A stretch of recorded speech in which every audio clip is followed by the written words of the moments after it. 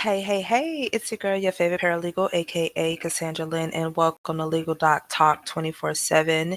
And this is the True Crime Edition podcast. So I'm not going to do a lot of talking. What I am trying to do is get this story on my channel in order.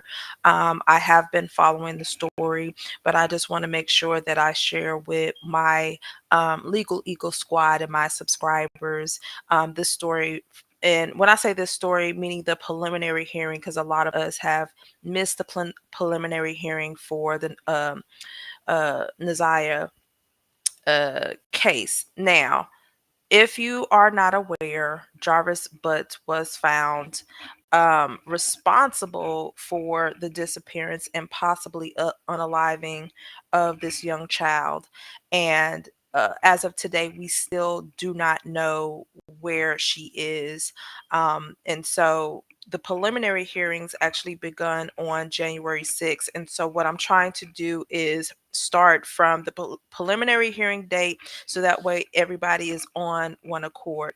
Now, I tried to go onto the court Zoom, and it is a little, the audio is not great. So I actually obtained this footage from Fox Detroit, Fox 2 Detroit. And so, like I said, I'm not going to do much talking on here. I'm just going to let this play. I am going to be working in the background, but feel free to chime in, talks amongst yourselves. I'll check in every now and then. I know that this particular video is about 2 hours and something long, 2 hours long. So I'm just going to let it play. Like I said, I'm going to be checking in the chat, but I'm going to be working in the background as well.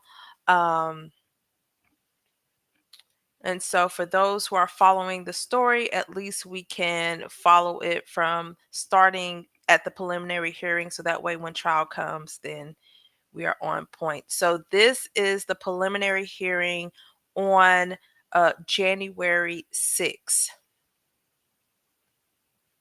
And please, at any time, if you're unable to hear it or something is going on with the I'm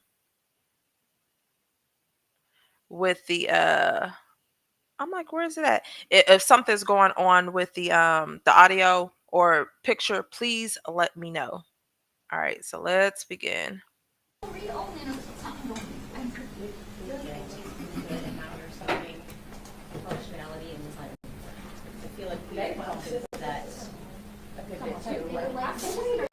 And I want to start from, like, when I say the beginning, all of this right here. So if you're at work, just tune in with me. We can converse and all this other stuff. All right.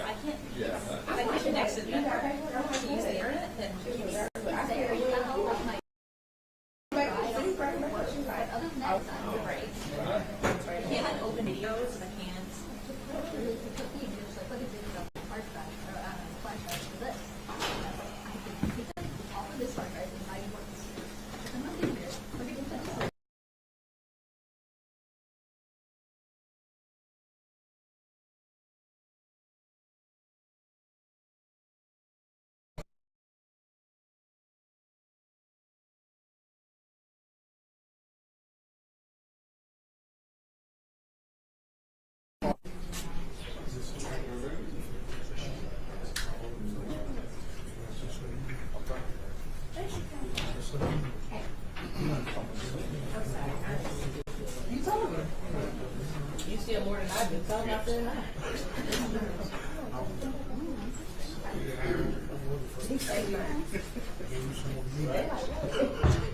I got 6 more. I appreciate it. Good. My numbers look nice, bro. I appreciate it.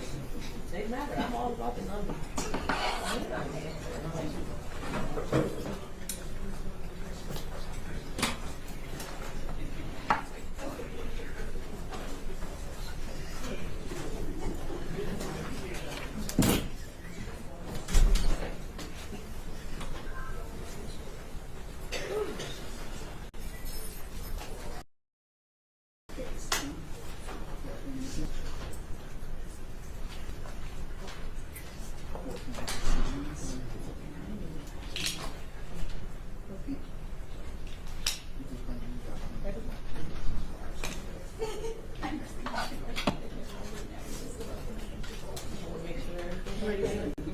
Yeah, well, yeah.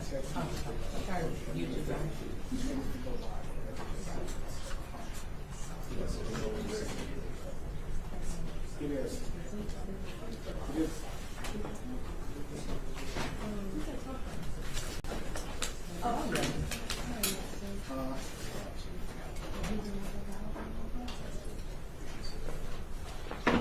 Latrecia District Court is now back in session.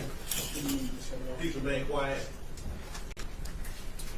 Okay, we are on the record. This is case 2459617, the people of State of Michigan versus Jarvis Butts. Appearances, please. Good afternoon, Your Honor. Tina Ripley on behalf of the people, P83688. And good afternoon, Your Honor. Matthew Makepeace on behalf of the people, P82796. And good afternoon, Your Honor. Good afternoon to your staff. State Extended Services by Ken Riggins, P82125 on behalf of Mr. Jarvis Butts. Good afternoon, Neighborhood Defender Service by Cheryl White, P83973, and also on behalf of Jarvis Butts and co-counsel Lauren Butler, P88126. And Mr. Butts, sir, stand up and state your name. Okay, you can have a seat. All right, who will be doing the next witness? Judge, that'll be me, and at this time, people would call police officer Derrick Wolf.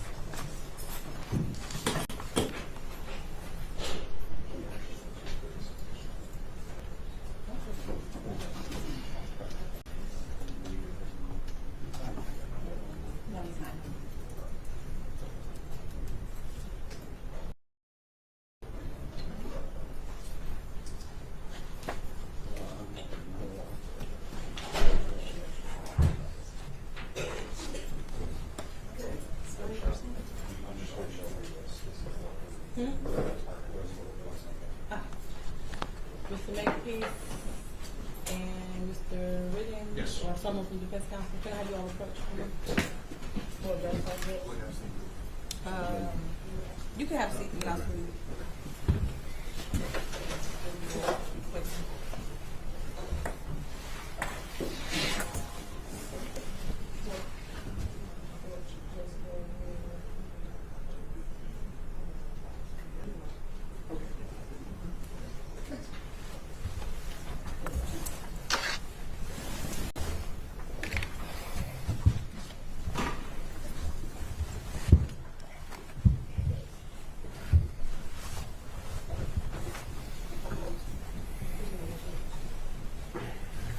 Okay, so there was a brief sidebar I had with Mr. Makepeace and Mr. Riggins regarding Officer Wolf. I just want to put on the record that Officer Wolf is an employee at 36th District Court.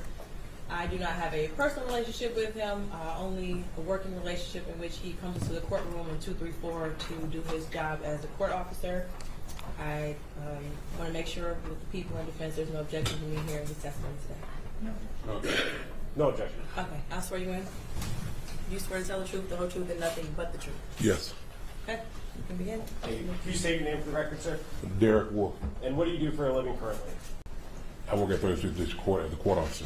And how long have you worked at 36th District Court? 2 months. And prior to that, where did you work at? Detroit Public School Police Department. And how long did you in total work for the Detroit Public Schools? 17 and a half years.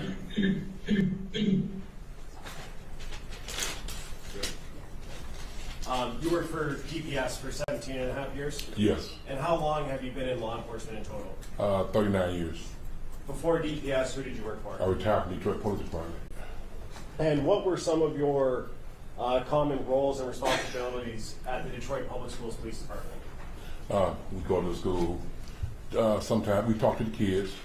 We take care of the buildings, take care of the principals, we take care of the family, and make sure everybody's about the law. Oh. And in January of 2024, what was your assignment at the DPS Police Department?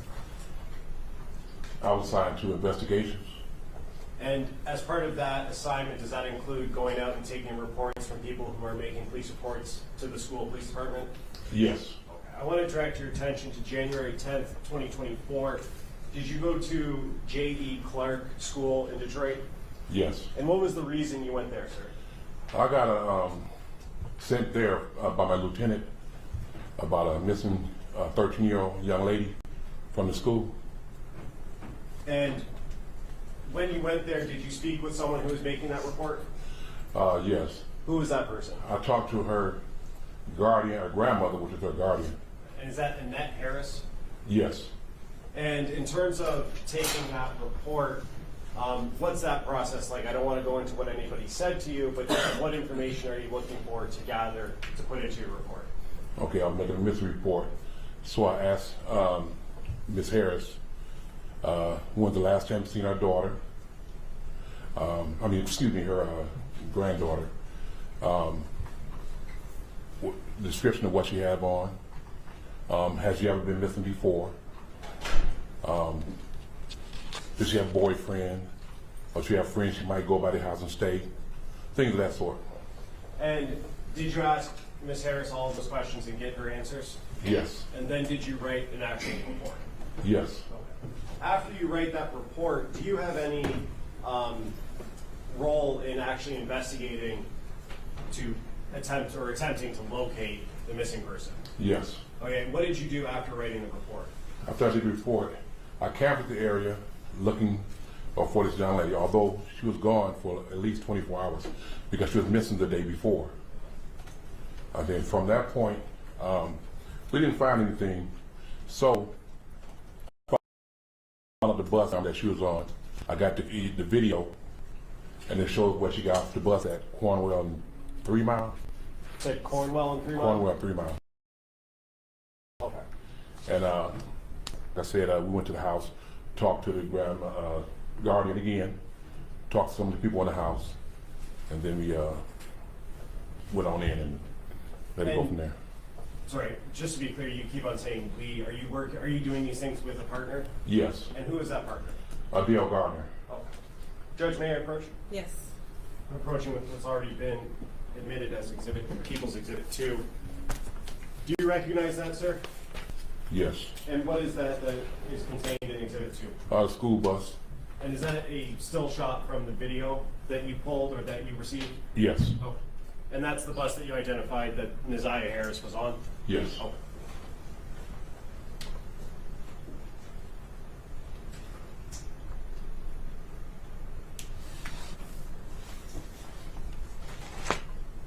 May I have one moment, Judge?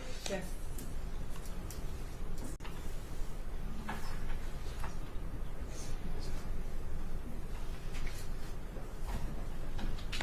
I have another judge. Okay, cross.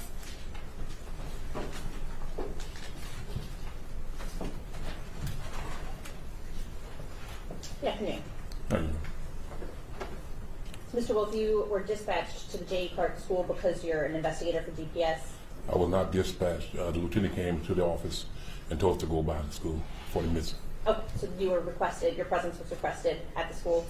Yeah, from my lieutenant. You don't have an office within the school, No. so you're not like the school resource officer, per se. No. Okay. And you said you met with Ms. Annette Harris on the 10th, Yes. and that's in January of 2024. January. Yes. That was early in the morning, Around between 11 and 12. so school was in session at that time. Yes. Did you speak with the teacher who was in Neziah's classroom on the 9th of January? No. Did you speak with any of Neziah's known friends? Like in the investigation, yes. You did. Who did you speak to? I can't recall that. Did you write them in a report? No, not a missing report. Okay, so you spoke, but you didn't record their names? I recorded it probably on my run sheet, but not inside the missing report. And you didn't take statements from anybody? No, not at the time. Ever? No. Okay. Did you speak with anybody else at the school about Neziah, either on the 10th or any time after that? Only other chance I talked to the guardian, which is the grandmother, and a couple of students. A couple. Yes. Okay. Do you know how many? A couple, too. 2. Okay. Just want to make sure we have the same definition of a couple.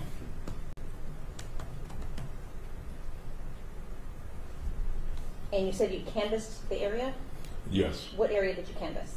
The 3 Mile area, we were all around there, checking the alleys, knocking on doors, seeing if we can get some video, doorbell, camera footage, things like that. 3 Mile, is that 3 Mile Drive?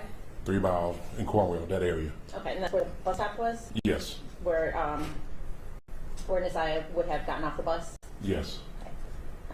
Anywhere else around the school? We checked around the schools. We checked on, matter of fact, on her street as well. We didn't find anything. In her classroom, does she have a locker or a cubby or anything where she stores items? I can't answer that question. You don't know? I don't know. Fair to say then that you didn't check? I may have, but I can't recall right now because Is it's there been such a long time. Is there a report that documents whether you did or not? No. Okay.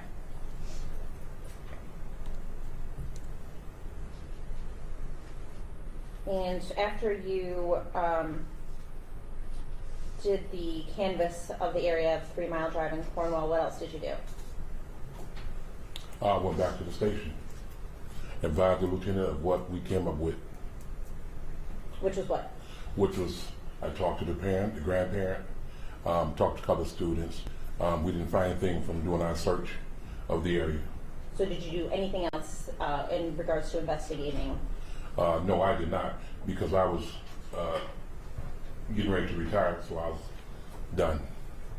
Okay. I don't have anything further. Any redirect? Very briefly, Judge. How long, you were first notified about this on the 10th, correct? Yes. And how long did you stay involved in the investigation? That day. Okay, so your activities that Ms. Quick asked you about all happened on the 10th of January? Yes. What happened to the investigation after the 10th? If someone else's investigation would have took over, besides me, because once again I was leaving. But I gave all the information that I had along with my run sheet as well. So It was for passed that off to another investigator? yeah, it would be. Yeah. Okay, and then are you aware of what happened after that? No. Okay. And you said that on the 10th, your lieutenant came in and asked you to go to J.E. Clark? Yes. And who is your lieutenant? At the time it was George Harris. Okay. I have no further questions. I just clarification. You said you were leaving. Are you mean leaving DPS or leaving Yeah, for the day? retiring. Okay, thank you. Any questions based off of my question? No, Judge. Okay, you were all done.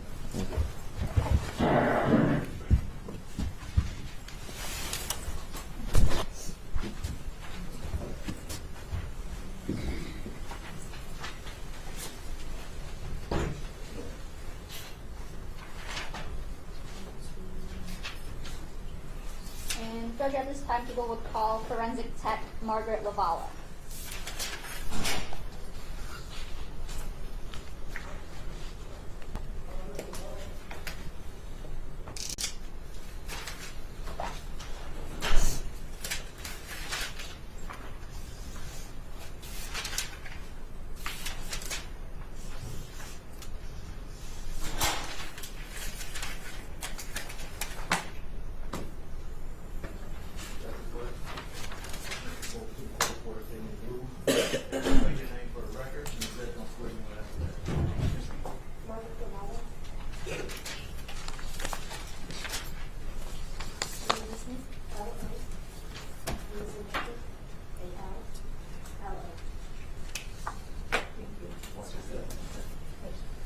Raise your right hand.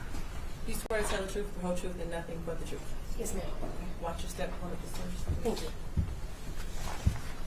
Don't speak to the mic. You don't have to pick up the whole video.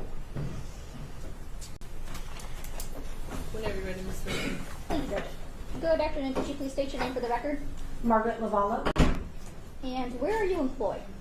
Currently, I'm employed with the Macomb County Medical Examiner's Office And when did you start there? in July of 2024. And before starting there, where did you work? I worked with the Detroit Police Department as a forensic technician. Okay. And how long had you had that job? I was there for about 6 years. And what, as a forensic technician, what are your roles and responsibilities? We would respond to scenes in the city of Detroit. We would take photos, collect evidence, search for evidence, and then compile a report based on our findings. And I want to take you back to March 14th of 2024. Were you working with Detroit Police as a forensic tech at that time? Yes, ma'am. And were you working alone or with a partner? That day I was working alone. And I want to take you to the area of 7 Mile and Berg. Is that in the city of Detroit? Yes, ma'am. And were you dispatched to that location on March 14th, 2024? Yes, I was. And what is it that you did at that location? At that location, there was a wooded area just south of 7 Mile to the west of Berg, and we searched that wooded area for evidence related to a potential missing person. Okay. And what is it that you did when you searched? I'm sorry, what was that? What is it that you do when you search an area? We will canvass the area, and myself, along with the other officers that are on scene, we are looking for things that are out of the ordinary or might suggest that something had taken place at that location. And did you know what you were looking for at that location? We were looking for clothing and shoes. Okay. And did you take any photos? I did. And did you collect any evidence? I did. Okay. And I want to show you, may I post people's proposed exhibit 14? Yes.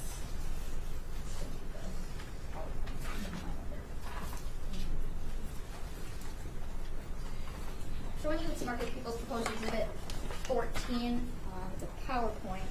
Could you tell me, do you recall going to this area? Yes, ma'am. Okay.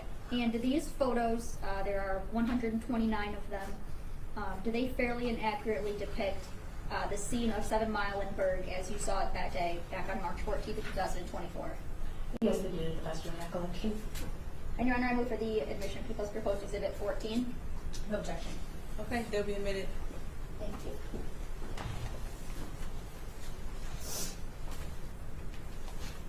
Did you end up finding any evidence? Yes, ma'am. What evidence did you find? We collected a pink jumpsuit, like bodysuit style, and then a black hoodie that had a pair of white headphones in one of the pockets, some gloves, a towel, and a pair of red, black, and white gym shoes. Okay. And Your Honor, may I publish? Yes.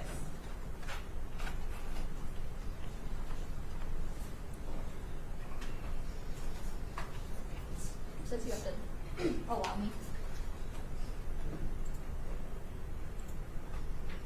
Okay, try that.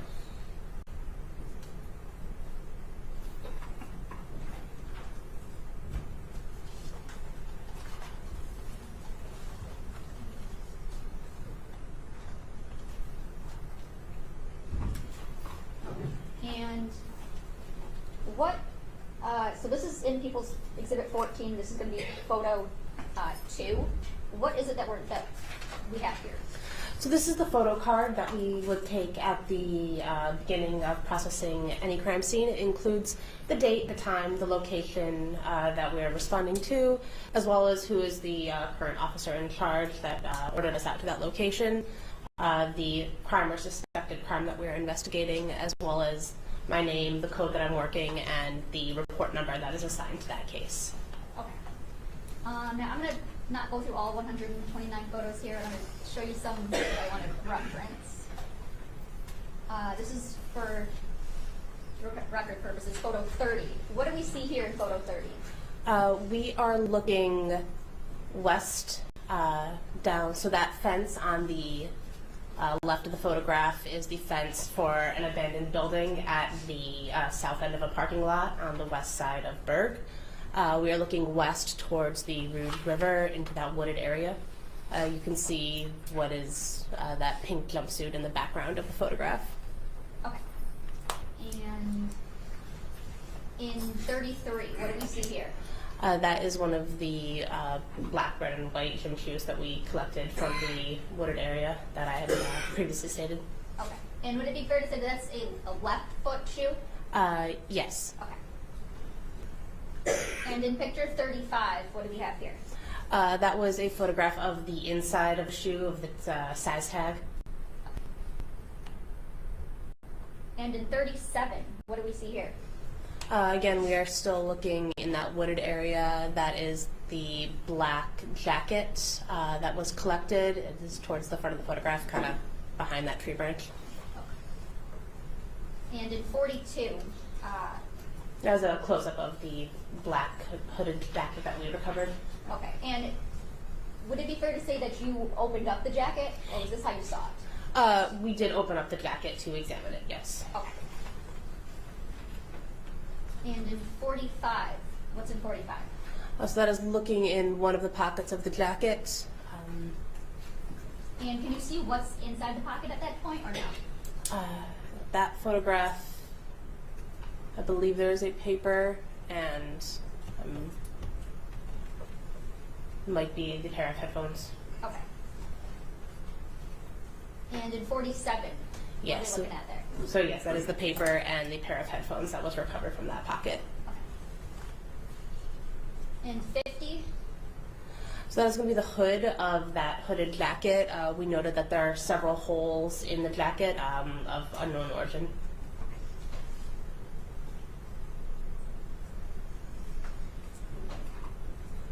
yeah, and 52, what do we see here? Again, we are looking into the wooded area. You can see that pink jumpsuit that is stuck in the branches of those trees. Okay. And in 63, Again, a closer shot of that pink jumpsuit. in 78, what do we see here? That is the right foot of the red, black, and white shoe that was recovered. That was located in the trees near that jumpsuit. Okay, and is that fair to say that the right foot? Yes. Okay. And in 79, what do we have here? That is a photo of the inside tattoo to its size. And in 88, That is that we recovered. and 89, That's a photo of the size and the label of that jacket. That jacket jumpsuit. and in 120. That is a photo of the Rouge River. Okay. So how close was the Rouge River, I guess, to the area that you were searching? So there was a large parking lot just off of the west side of Berg, and then there was an embankment leading down to the river. I would say less than 500 feet.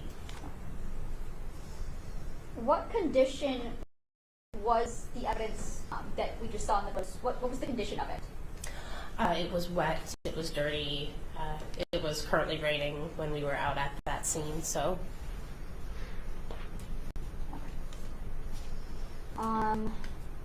What did you do with the evidence once you tracked it?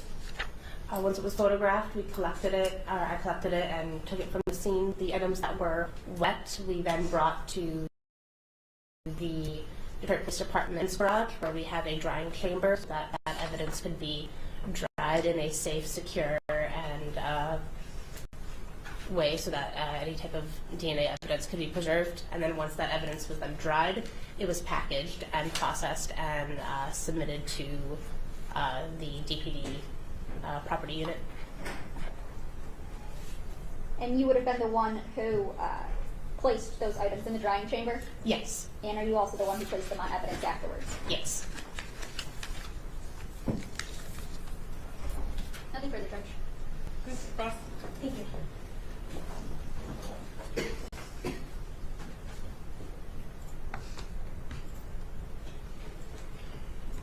Good afternoon. Afternoon. I believe you said that it was raining on the day that you were dispatched out to this location at the site. That is correct.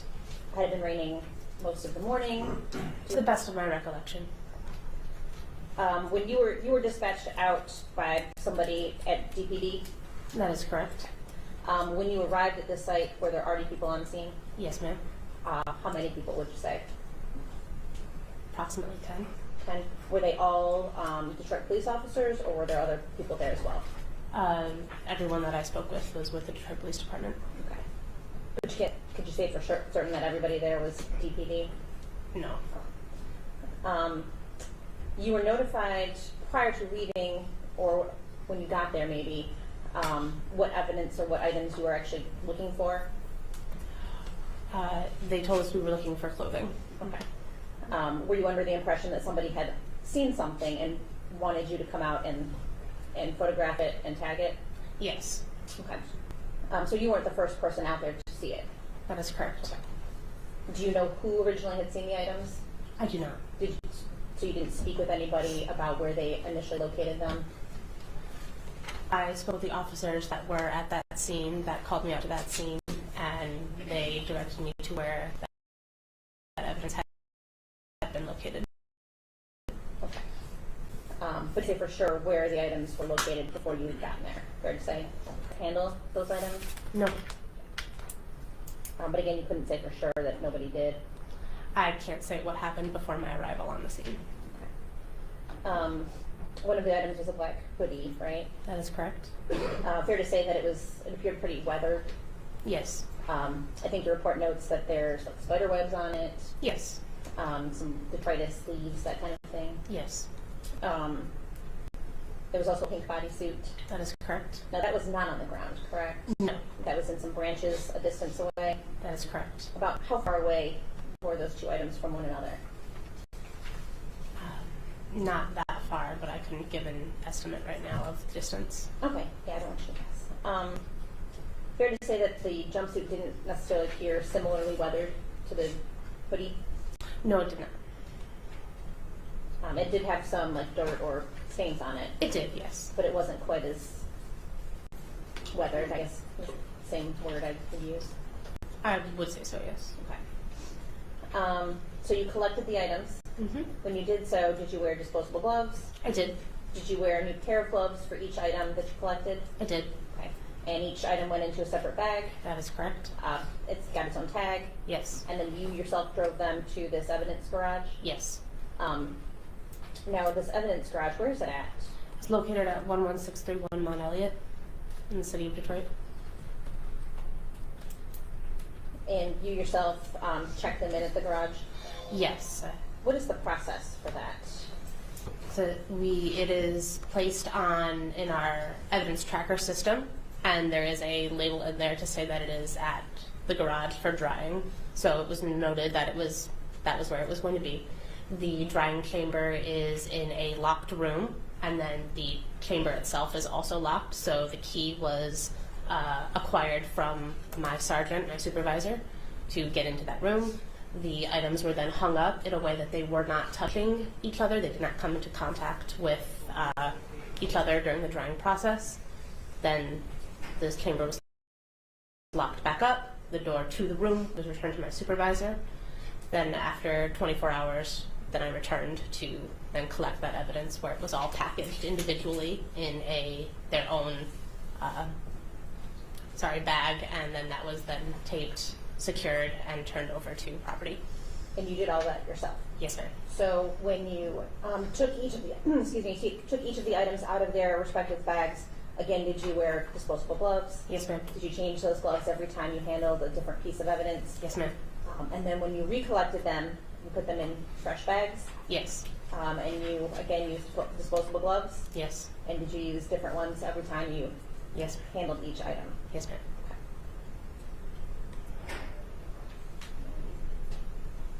Don't have anything else, thank you. Just briefly. Ms. Lavella, when you placed these items on evidence, are they each given like a specific evidence tag number? Yes. Okay, and could we just go through those really quickly? Do you have a report? I do. Okay, if you need to refresh your memory at all, please let me know. And if you want to refer to your report to refresh your memory, just let us know, okay? So for the red, black, and white Nike gym shoes, those were placed in evidence? Yes. And do you recall what tag number they were? Can I refresh? If that would refresh your memory, yes. So those were item 84. Okay, and that black hoodie, that was also placed in evidence? I'm sorry, if I check again to refresh. Yes. The black hoodie was item 85. And what about that pink bodysuit? That was going to be item 86. Okay. And the headphones and paper, did you package those separately or together? Can I refresh my report? Look at my report. If that would refresh your memory. So the headphones and paper were packaged together because they came from the same pocket under item 88. 88? Okay. And there were a couple other items that you also placed in evidence. That is correct. Okay. What were the other items? There was a pair of gloves that was recovered from the wooded area as well, and a brown, blue, gray towel. It was a dirty towel, a dirty wet towel from near the parking lot.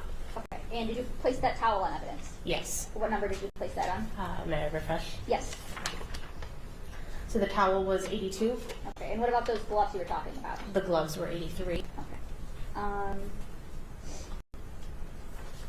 Was there any other items? There was like a Ziploc bag that was recovered from the other jacket pocket that was placed under item 89. Okay. And anything else? Not to my recollection. Okay. Was there any kind of rubber bracelet? Oh, sorry. Yes, there was a rubber bracelet that was recovered from that wooded area as well. Okay. And was that on evidence also? Yes, ma'am. Okay. And what was that placed on? May I refresh? If it would refresh your memory, yes. Thank you. That was item number 87.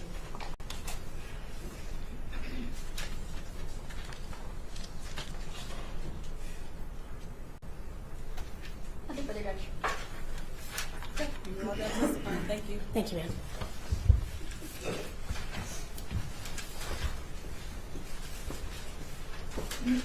Next witness. At this time, people would call Tilasha Moore.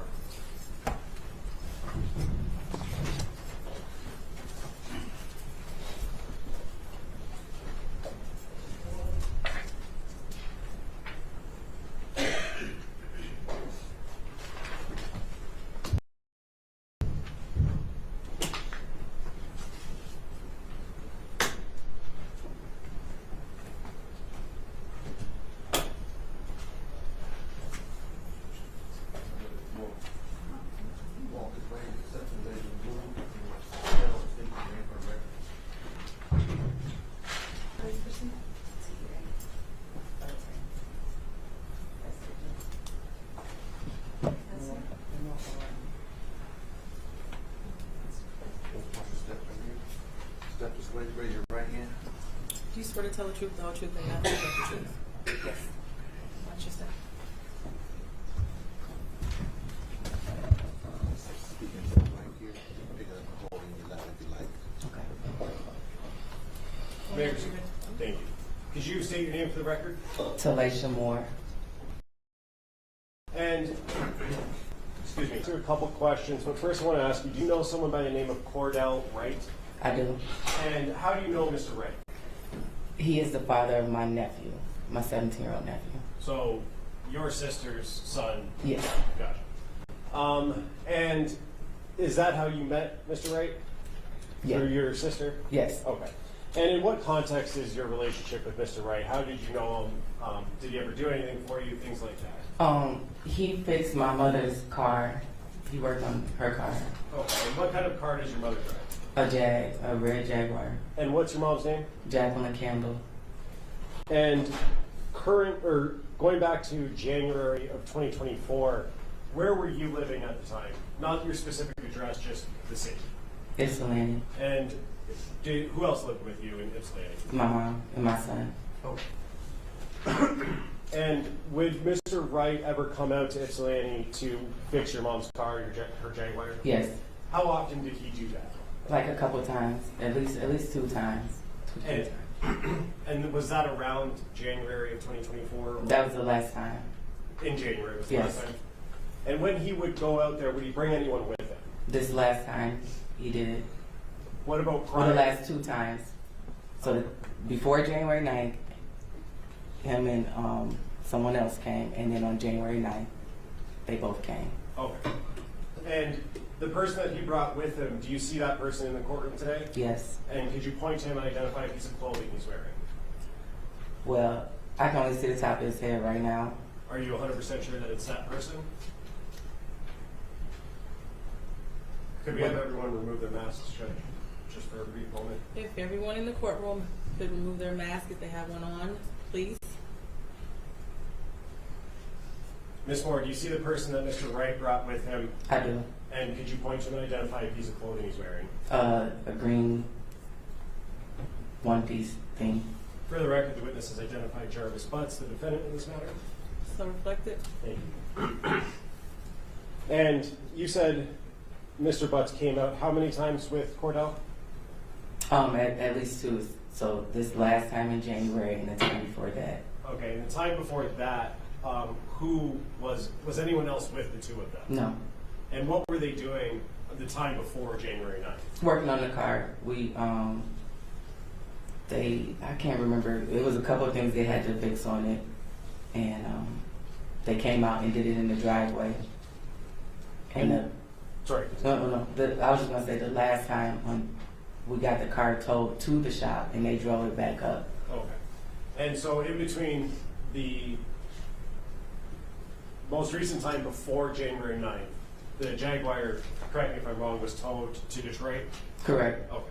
And then on January 9th, did you see that red Jaguar again? Yeah. Okay. Who brought that Jaguar out to its land?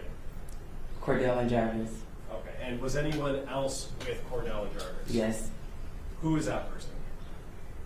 Naziah. And I want to clarify, at the time on the 9th, when Cordell, Jarvis, and Naziah came, did you know that that was Naziah Harris? No. Do you know that now? I do know now. Okay.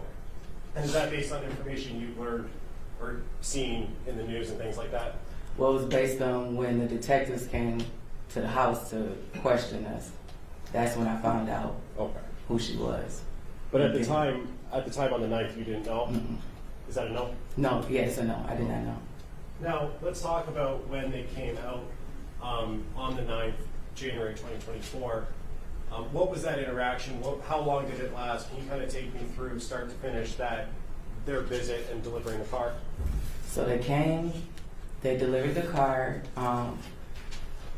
They were talking to my mom about what was wrong, gave her the invoice. It was just like a regular day. When they came in, they sat on the couch for a few minutes. Naziah was sitting in the chair by the TV. We spoke, very brief. Asked her if she wanted something to drink. She didn't. My 6-year-old son ran up to her, the dog. It was just very mellow. They sat there, we talked about the car and stuff. We talked about my nephew. Cordell was trying to wait till my nephew got out of school, but because he was on tether, they had to leave, so they didn't get to stay long enough for my nephew to come. And your nephew would be Cordell's son? Cordell's son, yeah, correct. Did you talk to Mr. Butts about Naziah? Did he introduce her or anything like that? We just asked, hey, everybody spoke.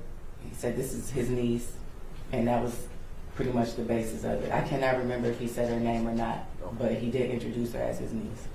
And so, just to be clear, not sure about the name, but he said this is his niece about Naziah. Mm-hmm. Is that a yes? That's a yes, I'm sorry. Okay. And then after that conversation, let me ask you, during that time when they were there, did you notice anything that was unsettling or concerning about Naziah? No. It was just a normal interaction? Yes. After that interaction was over, did the three of them, Cordell, Jarvis, and Naziah, leave your house? Yes. Okay. And as far as you know, they were headed back to Detroit, correct? Correct.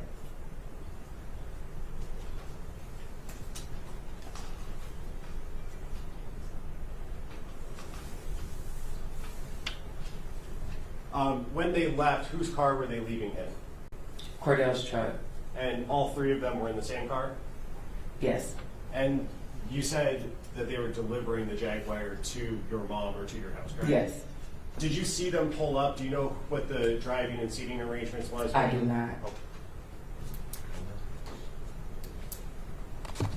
I have nothing further to say. Okay, Ross?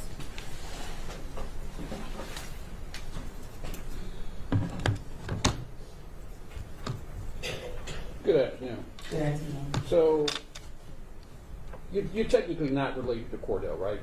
Correct. That's just the uncle of, I'm sorry, he is the The father father. of your nephew.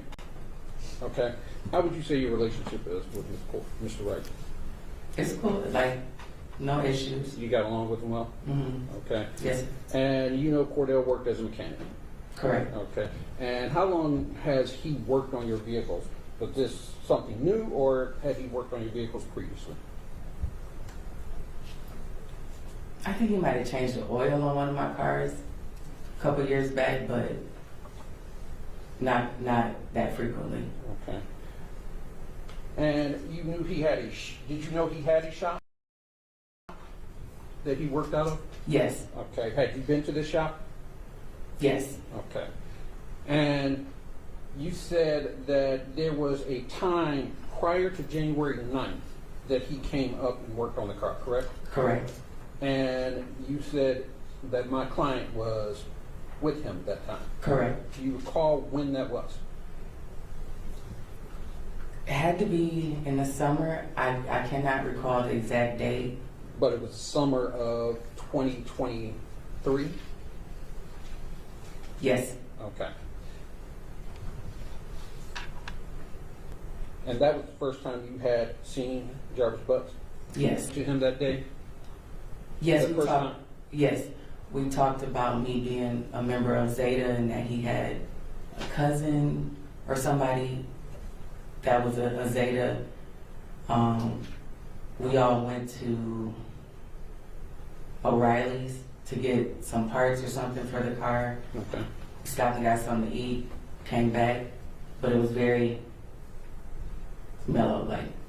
So that summer of 2023, you had a fairly decent conversation with them, correct? Correct. And it lasted for a period of time, correct? Correct. So on January 9th, when you saw him, you knew who he was. Correct.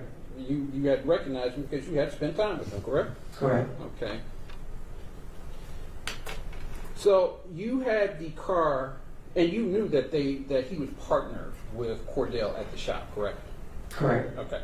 So on January 9th, approximately when did you have the car towed down to his shop? I think we had it towed maybe like the 4th or the 5th. So it was there from the 4th, okay?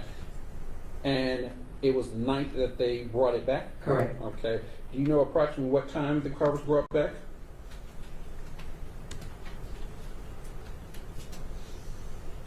Had to be before 3:30 p.m.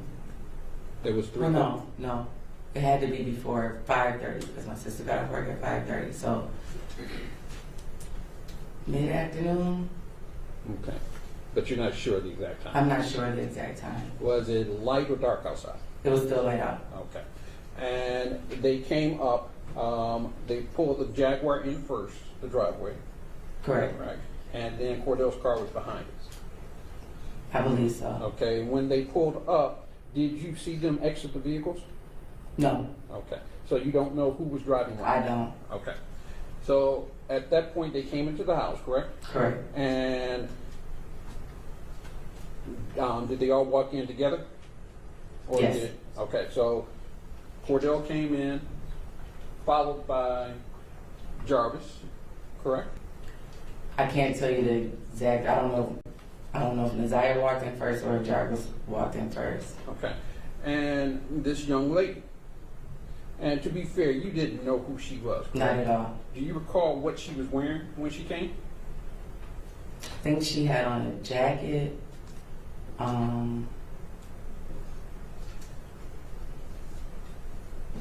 But I can't really. Don't recall? No. Okay. Do you recall what any of them had on that day?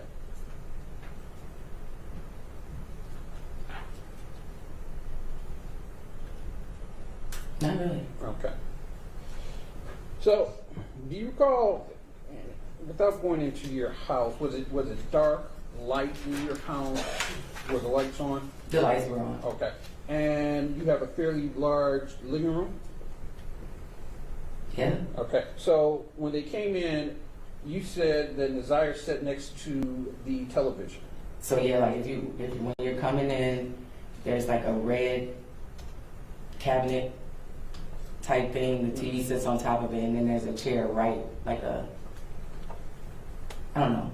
chair sitting right next to it, and that's where she was sitting. Okay.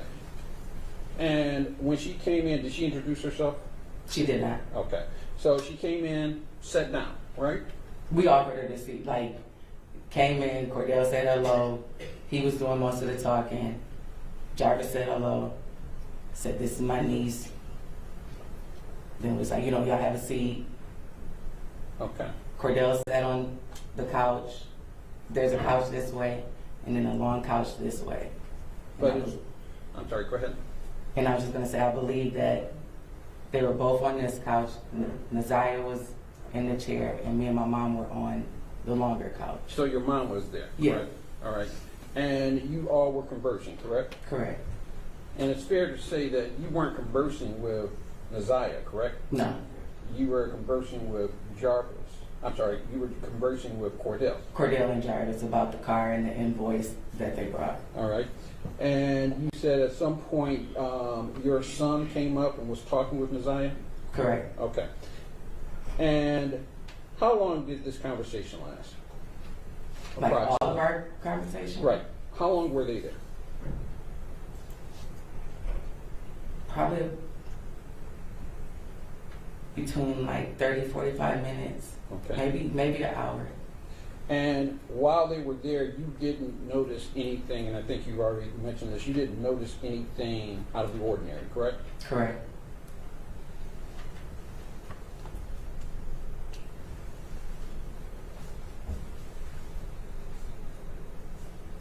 Did you see Jarvis Butts conversing with Nazir Harris? No. So they didn't have any conversation? No. Okay. And you didn't notice anything awkward or out of the ordinary between the two? Correct. Okay. I didn't notice anything. So after about an hour, they left? Correct. Was it light or dark? At that It was point? still fairly light. All right. And they got into Cordell's car, correct? Correct. You don't remember the scene, I think you've already No, said I that. do not. But was Cordell driving? Correct. Okay. So that day you didn't think anything out of the ordinary happened, correct? Correct. And at some point you were contacted, correct? Correct. When were you contacted?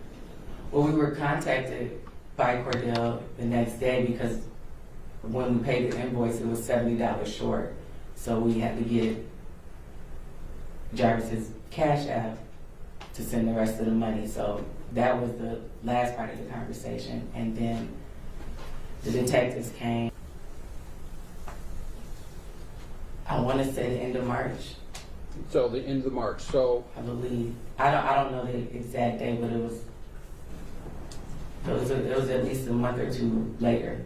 and it was when the detectives came, is when you found out that the person that was in your house was Nazir Harris, correct? Correct. All right. And did they tell you that this person was Nazir Harris? They asked me if I knew who she was, and they asked me if I knew who Cordell was. They showed me a picture of Mr. Butts. They asked me if I knew who all these people were, and they asked me if I knew her name, and I did not know her name at that time. Okay. And they told you her name?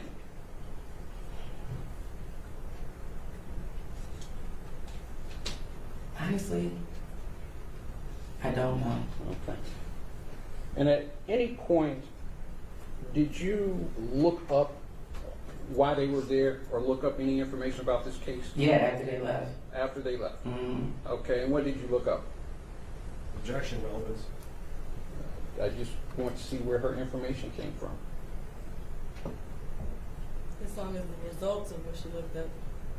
I want to see the information that she had that go into her testimony. Go ahead. There's obviously there's podcasts out that are a bit unfavorable. It's not obvious. I don't know. Okay, you don't know. Okay. What did you look up? I looked up Mr. Butt's oldest record, Okay. but I tried to type in his name, I typed in Cordell's name, tried to see if anything came up. At that time, there wasn't anything posted, but I didn't find much, other than his record. Okay.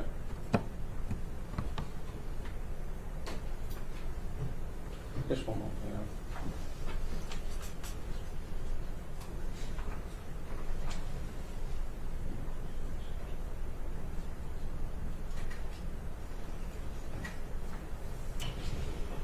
No further questions. Any redirect? Yeah, very brief. Ms. Moore, Mr. Reagans was just asking you about information that you looked up and things like that. When the police were at your house, though, and the detectives were at your house, first, do you know if those were Detroit police officers? Yes, Detroit police detectives. Detectives, okay. And you said that they showed you a picture of, in court, you said Neziah, right? Say it one more time. They showed you a picture of Neziah at that time, correct? Correct. Did you identify that picture when the police were there as Neziah Harris? Did you say her name? No, I said that's the mechanic's niece. So, just to be clear, you identified her as the girl that was at your house Correct. with the defendant, Jarvis Potts? Correct. Okay. And that was before you had looked up any information? Correct, because I didn't know anything until the detectives came to the house. And while Neziah and Jarvis and Cordell were at your house, you said Neziah was sitting next to the TV? Mm-hmm. Yes. And did Neziah, during that 30 minutes to an hour, ever get up and leave, use the restroom or anything like that? No. Oh.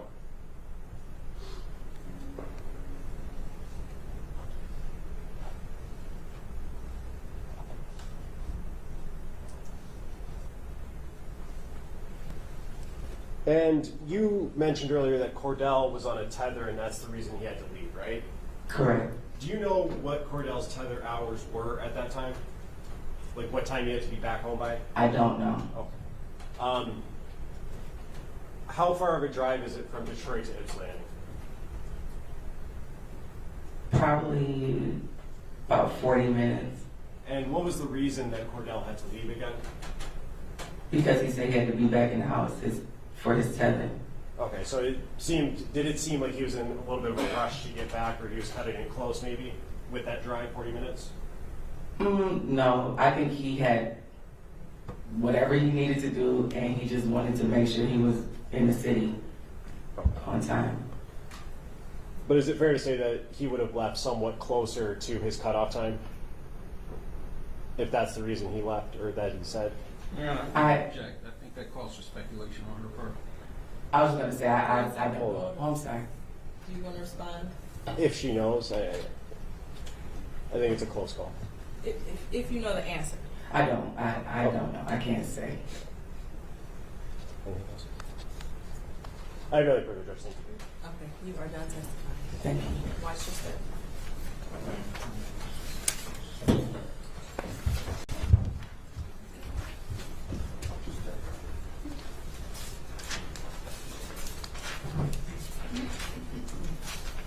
Ms. Ripley? Yes, Judge. At this time, people would call Tijuana Butts. I was going to ask, does anyone need a 5-10 minute break? Are we all okay? I'll take it. Okay, 5 minutes. Use the restroom. Yes. Come back at 2:15.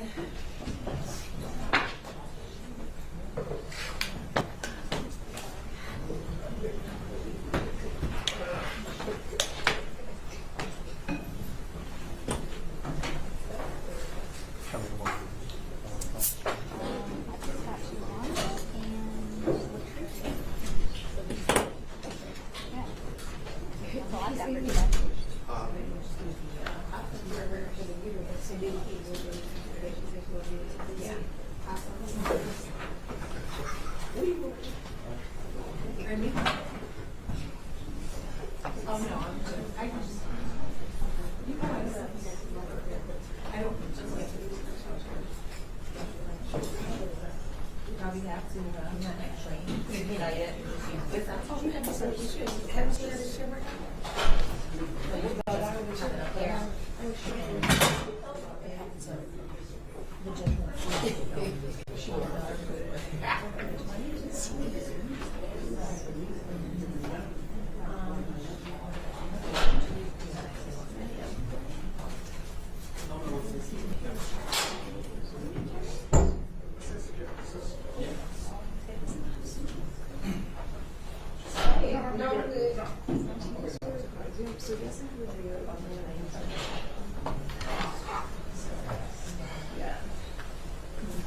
Y'all, I have a question for you.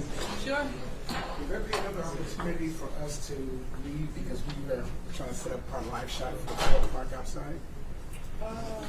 What time, like maybe, like estimate? We can do another break in an hour. Another break in an hour? Okay. I'm trying to think. They can do it. Yeah, and I'm just prepared to.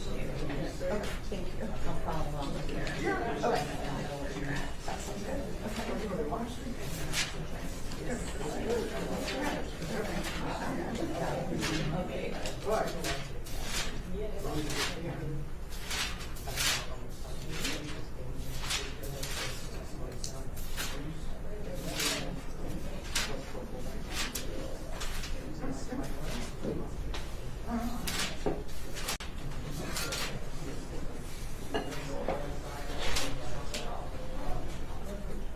Two more witnesses. I think.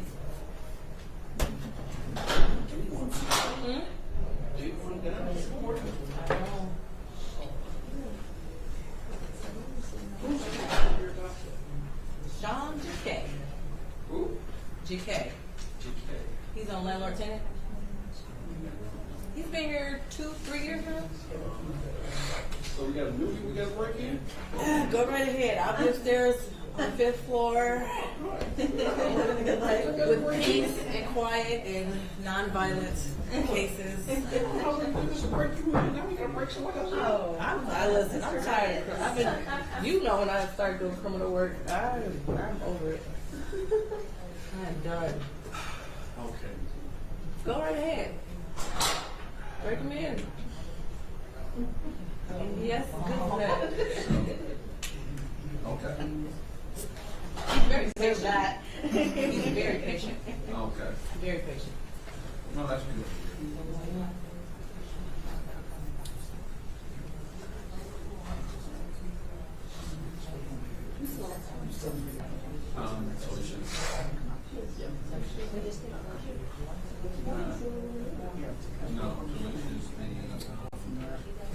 You good? You're on, so like the next break could be about, what, like 3:30? I just realized there's only 2 more witnesses. We'll probably be done by 3:15. Not that car. Yeah, I guess it's borrowed car. Because I just did the count. We did 6 already. I'll watch it. And are we still expecting to meet back here tomorrow? Or is this? Okay, cool. I just want to make sure this wasn't everybody. 10 o'clock. All right. Thank you, Ron. You're welcome.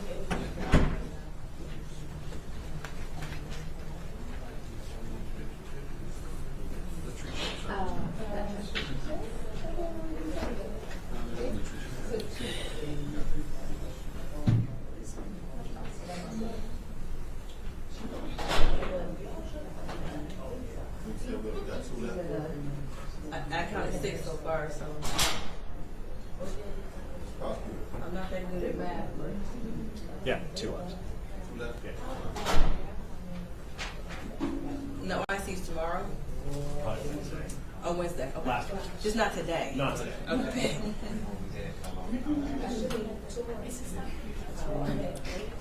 I need some more paper after this. He said.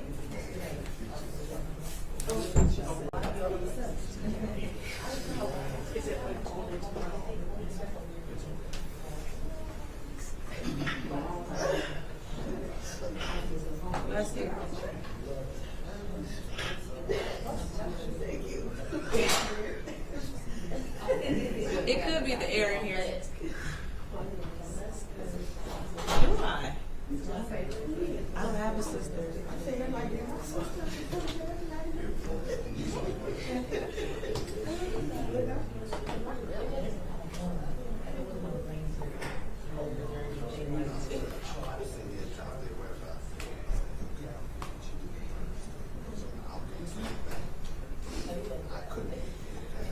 Miss Ripley's ready to go.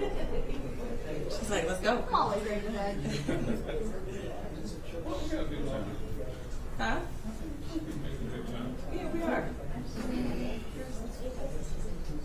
Okay, you ready?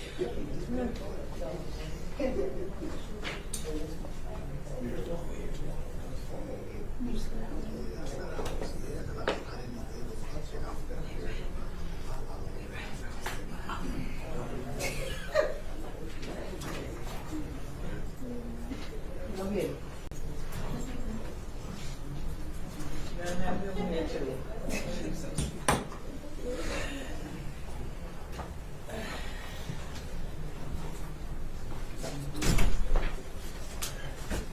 Court is now back in session. And we are back on the record. People of State of Michigan versus Jarvis Butts, 2459617. Ms. Ripley, you can go ahead with your next witness. Thank you, Judge. At this time, people will call Tijuana Butts.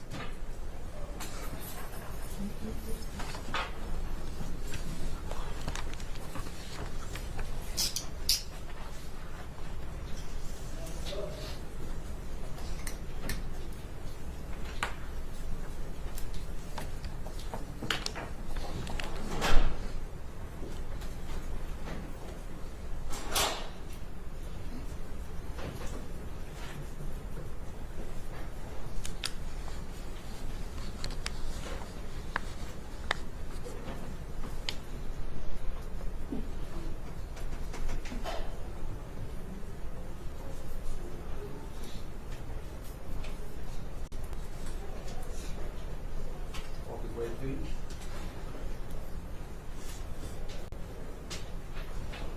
Walk over to the lady in blue. They'll state your name for the record.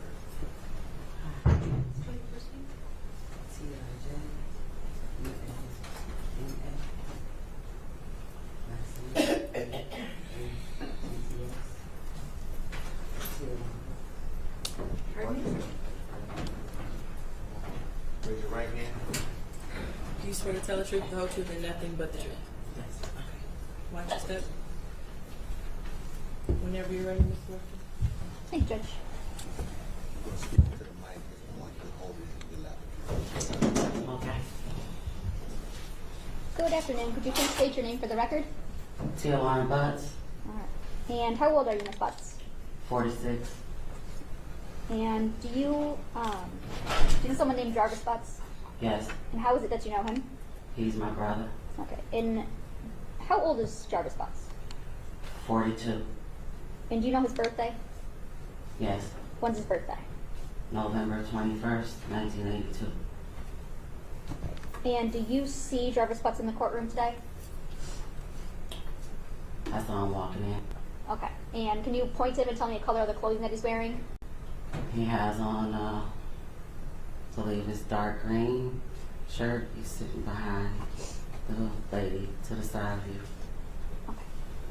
And Your Honor, would the record reflect when it says identified the defendant in this case? So reflective. And just to be clear, you said I saw him walking in. You saw him when you were walking in or when he was walking in? When I was walking in just now. Thank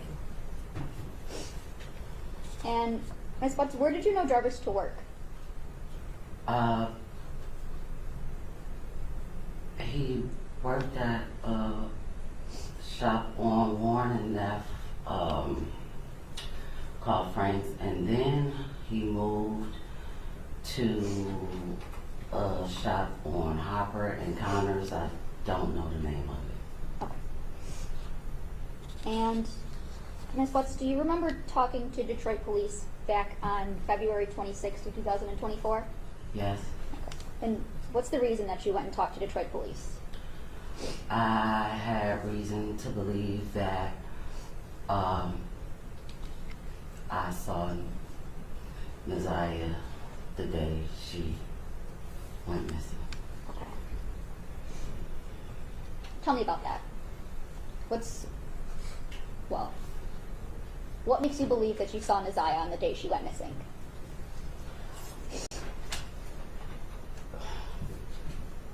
Where do you want me to start this a lot?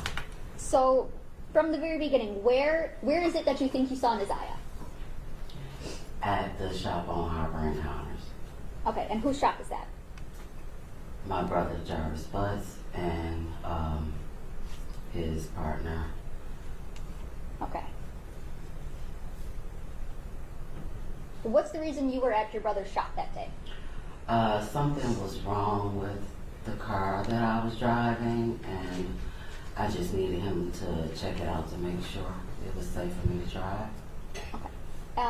Do you recall about what time did you go to Jarvis's shop that day? About 4 p.m., give or take a few minutes. Okay. And around what time did you leave? Somewhere between 6 and 6:30. Okay. And what is it that you noticed while you were at the shop? So it's a car, like garage. So I was sitting outside of the shop in my car because they were working on another car on the inside. As I sat there for the time that I was there, I kept seeing a little girl get in and out of his truck, going to the gas station and going back to his car. Okay, so I'm going to stop you right there. Whose car are we talking about? My brother. Okay, and what kind of car was it? Believe a Cadillac Escalade. Okay. Do you remember what color? Kind of like a pearl white, off white cream color. Okay, and you said you described this as a 2 garage shop? Yes. Okay. And I want to approach with people's Exhibit 7. Okay. Now, Ms. Books, do you recognize what is it we're looking at in People's Exhibit 7? Yes. Okay, what is that? That is the shop. Okay. Right in the middle. And where at were you parked when you saw someone getting in and out of Jarvis's truck? In front of the car doors of the garage right here. Okay. I was parked facing, I don't know what direction it is, but going towards Gratiot. I was like in front, but outside. Okay, so you were kind of parked parallel with the road? Yes. Okay.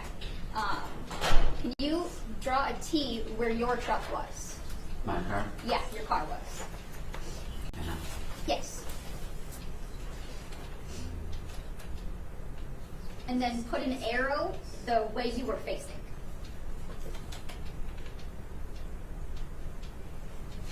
And where is it where that Jarvis's truck was? Just put a J where Jarvis's truck was. And what way was his truck facing? It was facing my direction, so the front was Towards you. Okay, so put an arrow for that direction. Okay. Thank you.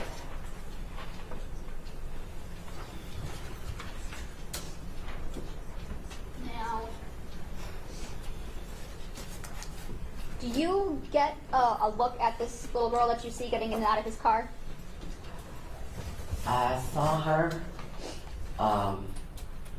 as she was walking. I never saw her face. Did you see any clothing? I did. Okay. Did anything about the clothing stick out to you that you remember? I just remember her having on a colorful jacket. Okay. And what door, which side do you remember seeing her getting in and out of Jarvis's truck? Or did it change? I don't really remember. Okay. That's okay.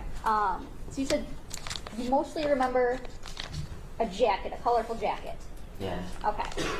Now, I'm going to show you what's marked as People's Exhibit 2, which is already admitted, and People's Proposed Exhibit 10. You understand my approach? Yes. Thank handing you, it's marked as People's Exhibits 2 and 10. Okay. Do you recognize anything in those photos? Yeah. Yes? Yes. What is it that you recognize? Right here, this jacket. And for the record, you're pointing up in channel 1, and you recognize this like pink colorful jacket? Yes. Okay. And that's in People's Exhibit 10? Your Honor, I would move for the admission of People's Proposed Exhibit 10 as Exhibit 10. Is that a fair and accurate depiction of the jacket that you saw that day? Yes. Your Honor, I move for the proposed People's Exhibit 10. Any objection? No objection. Okay, it'll be admitted as People's Exhibit 10. Okay. And in People's 2, is that also, where is the what you recognize People's Exhibit 2?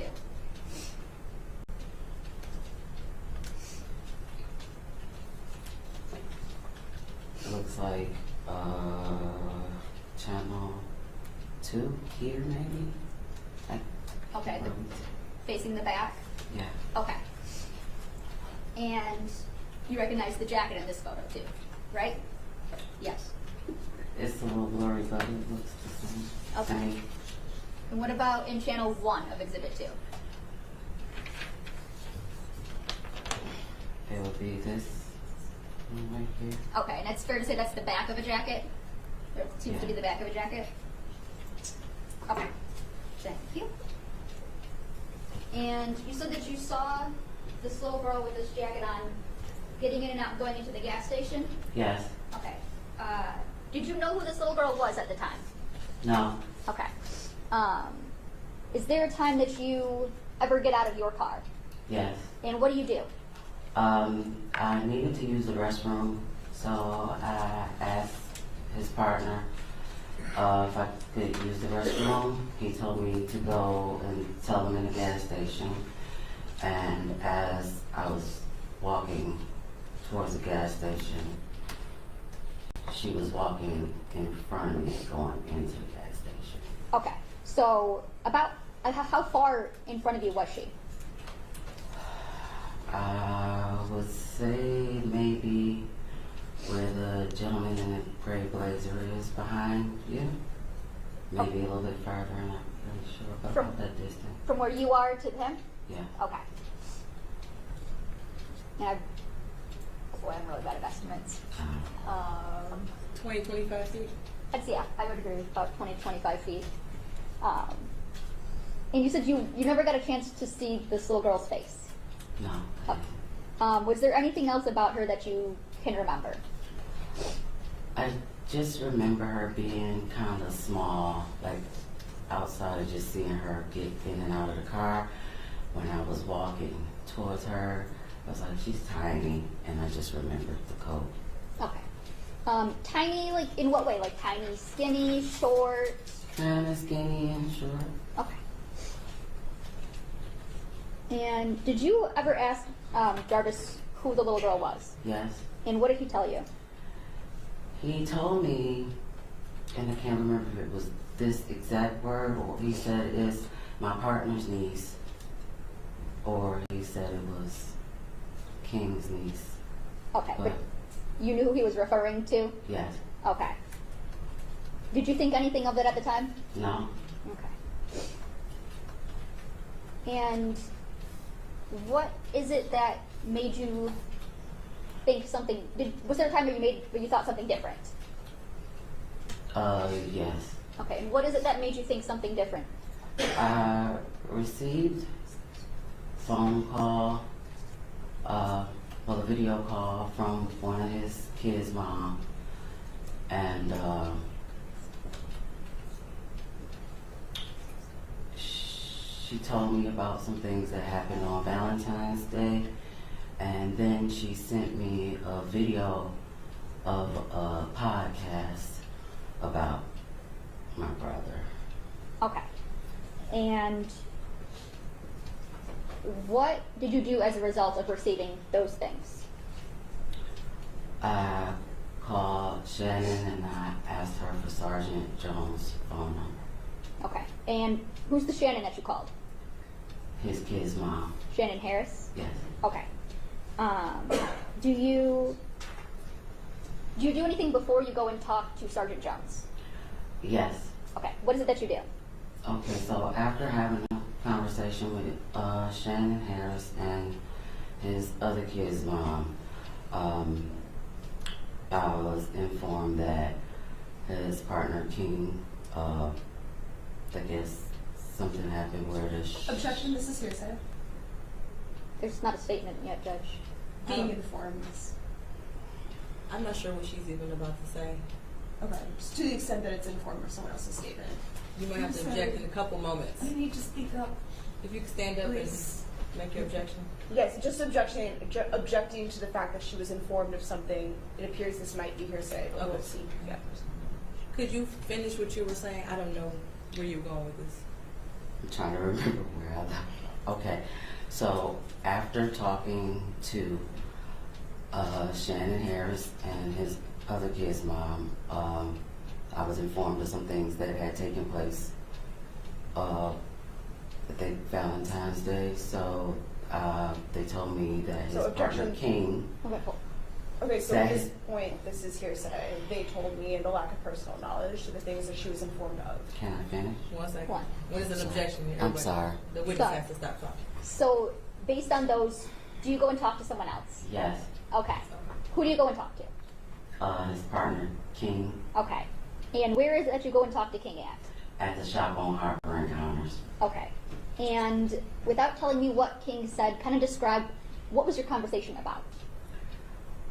Well, I went to see what happened and what was going on.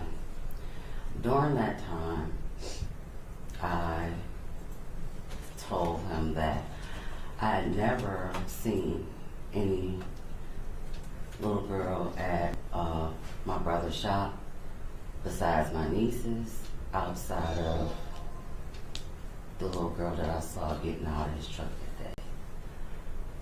Okay. And you told this to who? King. Okay.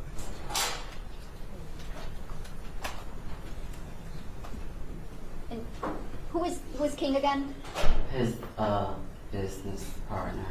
Okay. And do you know his government name? I believe it's Cordell or something like that. I just always call him King. Okay. So you went and told him that you hadn't seen anyone out at the shop besides your nieces and then the one little girl you saw that one day. Yes. Okay. Did you ask him about that little girl?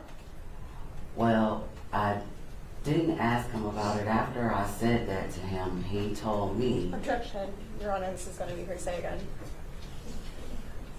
Judge, it's going to go to the effect on the listener. There could be an exception. I don't know what she's saying. So you might as well just stay standing up. Go ahead, say what you were going to say. After I mentioned to him that I had only saw my nieces and one particular little girl, he then told me that that was Naziah that I saw that day and I was there. So I would object then, given now that she has testified to that it is hearsay, that it is being introduced for the truth.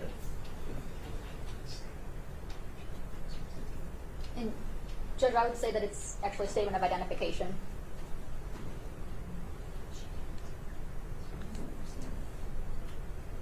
So this is not an identification that she personally made, she's just being told. I mean, she saw Naziah that day, so it's. She didn't know who it was. I mean, she had no idea who this was. That's She not didn't know her who she was. identification. So it is hearsay. Okay. So, without saying what King said, were you informed of anything about a little girl that you saw on January 9th, 2024? Yes. Okay. And to your knowledge, Jarvis had told you that that was King's niece? Yes. Okay. And when you talked to King, did you have reason to not believe what Jarvis told you? Yes. Okay. Do you know your niece's from Jarvis? Sorry. That is a poorly worded question. I am sorry. If that was your niece, would you have recognized her that day? Yes. Okay. And you did not recognize this little girl as your niece, did you? No. Okay.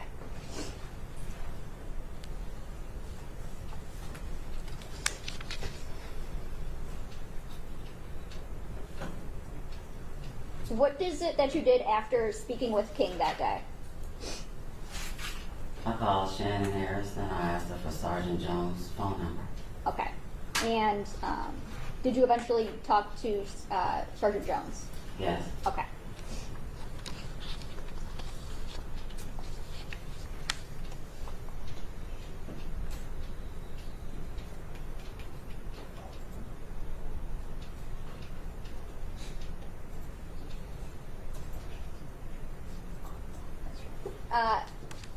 Sorry about that. What day was it that you went to the shop and saw the little girl?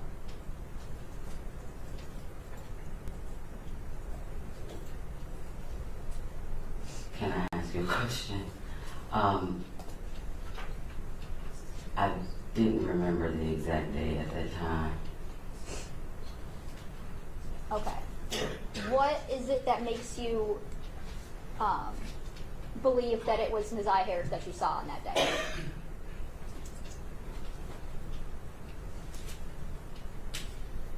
I'm not quite sure how to answer what you're asking me. Like, That may be a poorly worded question. I'm sorry.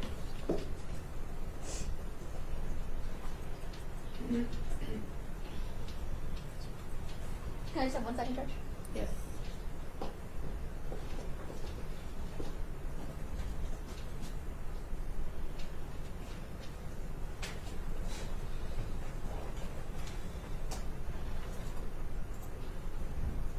Ms. Butts, did you come to learn of the day that you had gone to Jarvis's shop by going through the locations on your phone? yes, Okay. And that's the day that you don't remember off the top of your head right now, but it is revealed in your phone locations? yes. Okay. Let's see here.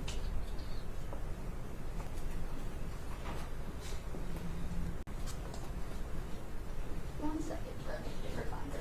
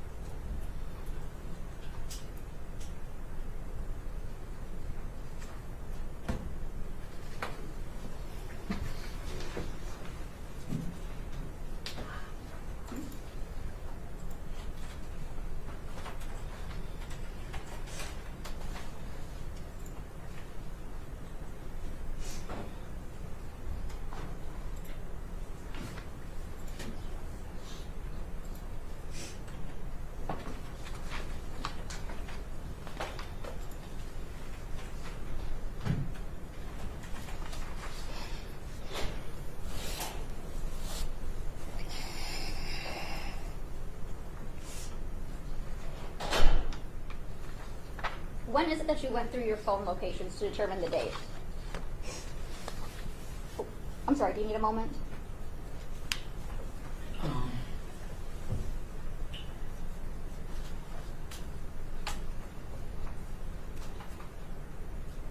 I believe it's February, I think like 24th or the 26th. I can't remember the exact date. Okay, that's when you would have went through your phone to find those? Yes. Okay, and did you also go through that in your interview with Sergeant Jones? Yes. Okay. And did you give Sergeant Jones permission to look at your location data? Yes. Okay. And your phone kind of extraction in general? Like to go through your phone for the data? Yes. Okay.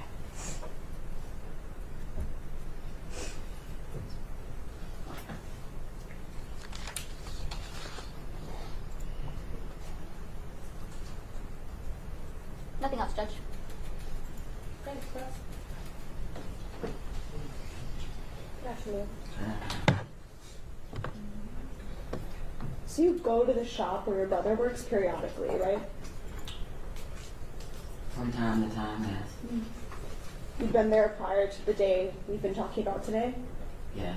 A couple times at least? Yes. And you'd been back there after? Yes. But the day we've been talking about, that's the only time you ever saw a child there? That was the only time I saw a child I didn't recognize. Okay, so you had seen other children there before? Yes. Okay. When you say that you recognize, these are who exactly? My Usually? nieces. And when you first arrived at the shop that day, Jarvis told you that he wasn't going to be able to work on your car? No. No? Did you ask him if he'd be able to? Judge, I think this calls for hearsay. They can't admit statements of the defendant. I'm looking more so for her own statement, actually. For her what? Let's start with her own statement. Okay. Did you ask him right away if he would be able to work on your car? I talked to him prior to coming to the shop. Before you arrived, you asked if he could work on your car that day? I asked him to look at my car that day. Okay. Did you arrive at the shop with the understanding that he would or would not be able to? I arrived at the shop knowing that he was going to look at my car. Okay. One moment.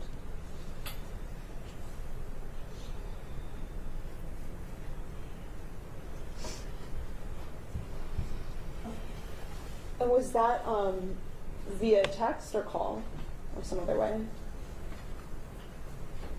Probably a video call.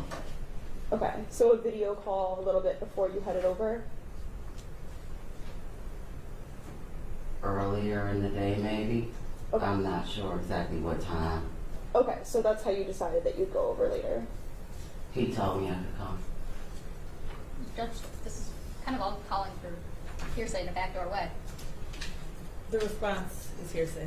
Not that Yes. you necessarily asked for it, but it is hearsay. Sure, we can It'd be keep it stricken. as her own. So to be clear, we don't need to talk about what he said to you, but you did a video call to him. And in that call, you asked if he could work on your car.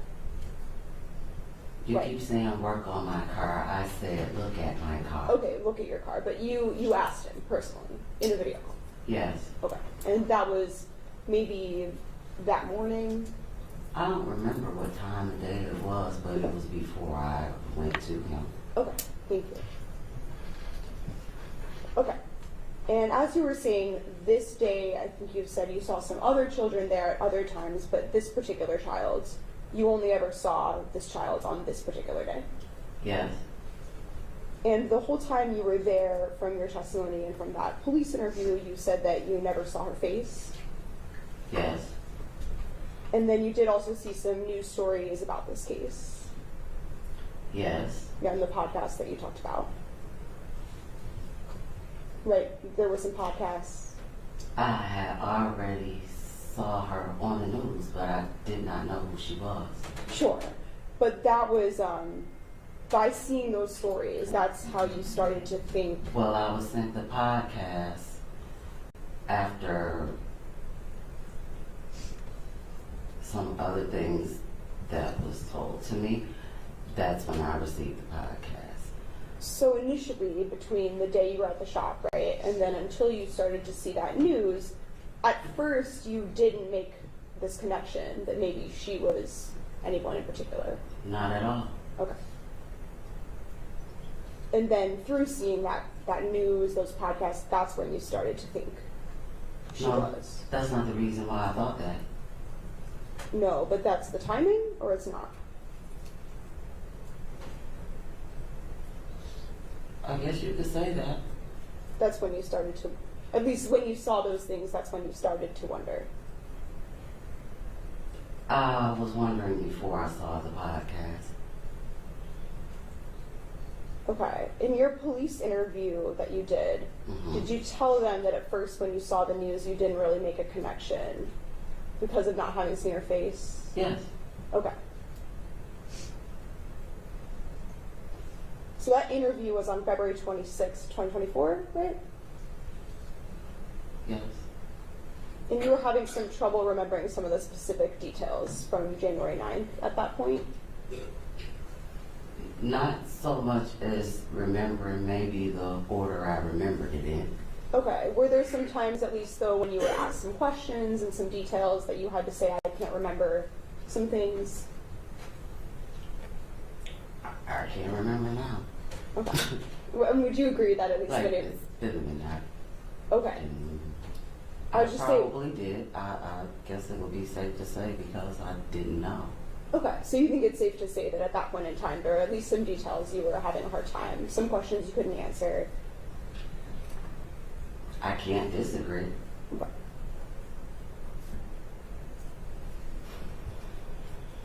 And it was pretty close in time, shortly before that police interview, that was when you first started to think that maybe this girl you'd seen at the shop had been Messiah Harris. Can you repeat that? So the first time you started to think that maybe that child, the one you saw, maybe that was Messiah Harris, that was pretty close in time to the police interview. Maybe about a week or so before. Okay. I believe, does it sound right to you that I think you told the police that it was on the Thursday prior to the interview? Whatever the Thursday was after Valentine's Day. Okay. So probably February 22nd. That was the Thursday prior to your interview. Okay. And then when you were at the shop, you primarily saw this child while she was inside a truck, right?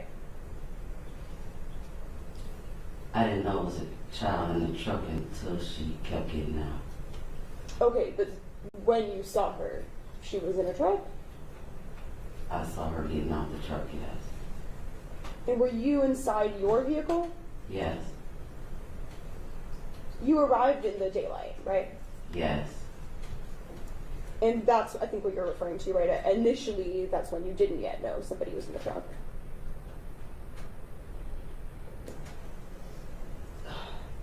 Can you say that again? So at the beginning, when you first got there, right, you didn't know right away that somebody was in the truck. No, I didn't. I think you had said before, because it was so light outside, it was a bit difficult to see into the truck. I wasn't really paying attention to his truck. He was outside of it. Sure. And then in your police interview, you referred to then seeing a light in the truck, and that's when you started to see somebody? Yeah, that's when the door opened. Okay, so there's a light turned on, and at the same time a door opened?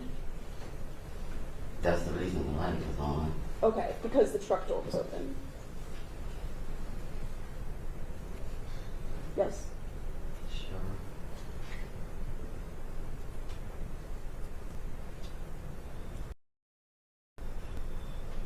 And you a couple different times her go back and forth to the gas station? Yes. And only at one of those different times you were on your way to the gas station as well? Yes. But for that whole time, she remained in front of you? When I was going into the gas station, she was in front of me. When I walked into the gas station, she went to the left, I went straight, and over to the right. For that walk over to the gas station, was it getting dark at that point? It was already dark. Okay.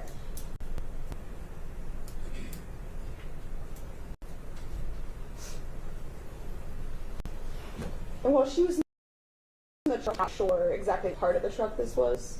I can't remember, no. Okay.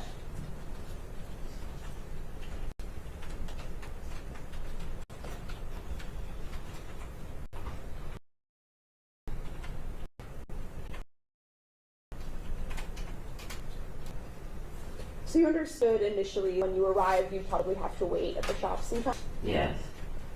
I think you referred to just one other car he worked on first. Is that all there was before you? It was actually another vehicle. I don't pay my brother to work on my car, so I had to wait until he was done making his money. Sure. So I waited. Sure. So do you know how many cars he worked on before he got to you? I don't remember. Okay. Do you know if there were any other customers present in person? I did see someone, I can't remember what kind of car it was in, but it was, I believe, that needed to pull into the garage because Jarvis asked me to move my car out the way because I was blocking the garage. So, yes. Was this someone you recognized at all? No. So in total, other than Jarvis, or who you refer to as King, was there anyone present that you recognized that day? No. Just King and my brother. So as you said, the sun set while you were there. Do you know about how long it was light out before it got dark? Well, I got there about 4 o'clock. It didn't take long for it to get dark. I don't remember the exact. It got dark pretty fast. Okay, and then other than when you went to the gas station, were you always at the shop? What do you mean? So did you go anywhere else? No, I never left. All I did was move my car when he asked me to move my car. And once the driveway was clear, I backed back where I was. I didn't go anywhere else. Okay. And when you were present, not going to the gas station, were you always inside your vehicle? Yes. Were your doors open or closed? Closed. Okay, and were your windows up or down? They were up unless I asked him something. Okay, so sometimes if you needed to communicate, you just open the window? Or I would call him, yeah. Yes. And you were saying today that at one point you did speak to Jarvis about who this girl was. Yes. And when you were talking to the police about this, you had said that you weren't sure exactly what his response was. What I said was I wasn't sure of the wording. Sure, that's what I mean. That Okay. You told the police, right, that it might have been King's niece, or maybe he said it's my homeboy's niece. He said it was his partner or King's niece, but he definitely said it was someone else's niece. Okay, I think, does it sound right to you that you used the term homeboy's niece with the police? I probably did. Okay. It's all the same to me. And then that's what you continued to think at first, right? At first you just believed that it was someone else's niece. Yeah. Specifically, you thought it was probably King's niece. That's what I was told. Which I think, as we established, right, King is the same person as Cordell, right? Yes. And then after that, you would listen to some of these podcasts and to the news. I listened to his kid's mother, and then I watched the podcast. Okay, so those are some things that happened. Both. Yes. And then once you started to have this different information you were gathering, then you kind of started to look into it for yourself. Yes. Do some of your own investigation. Yes. And then at one point following that, that's when you decided to go back to the shop. Yes. To speak to Cordell. Yes. And to discuss some of these things you've been learning with him. Yes. You and Jarvis are not particularly close. I wouldn't say that we're really distant. I don't see him every day. I don't talk to him every day, but he's my brother. Okay. He's your brother, but you don't have a very close relationship, or?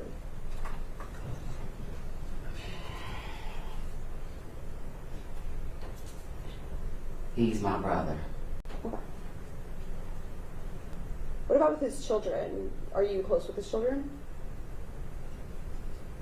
Some of the ones that I know. So he has 13 kids, right? I have no idea. Do you have an idea of around how many kids he has? A lot. Okay. Do some of them live with different mothers? Yes. And you don't spend time with all of them? No. So which ones do you know? I don't want to say their names. They're minors. Okay. And I don't want to disclose their identity. Could you just give like a number instead? How many do you know? I'm counting.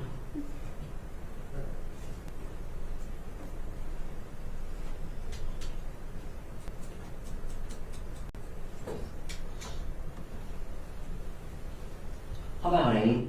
So when you say 8 that you know, does that mean 8 that you have like personal contact with?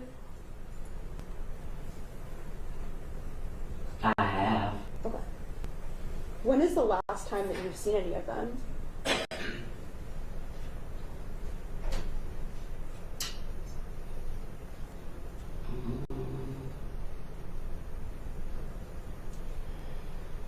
About 2 months ago.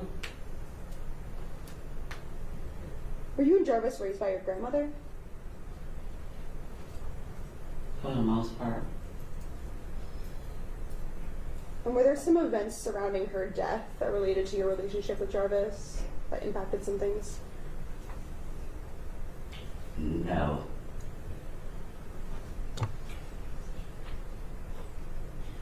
Oh, I have no further questions. Thank you. You need to redirect. Yes, Judge. Ms. Butts, you said that there was another reason, there was a different reason that you thought that it was Nazai that you had saw that day.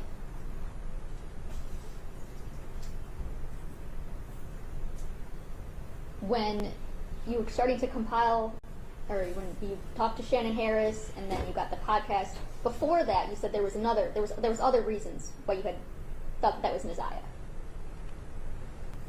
So,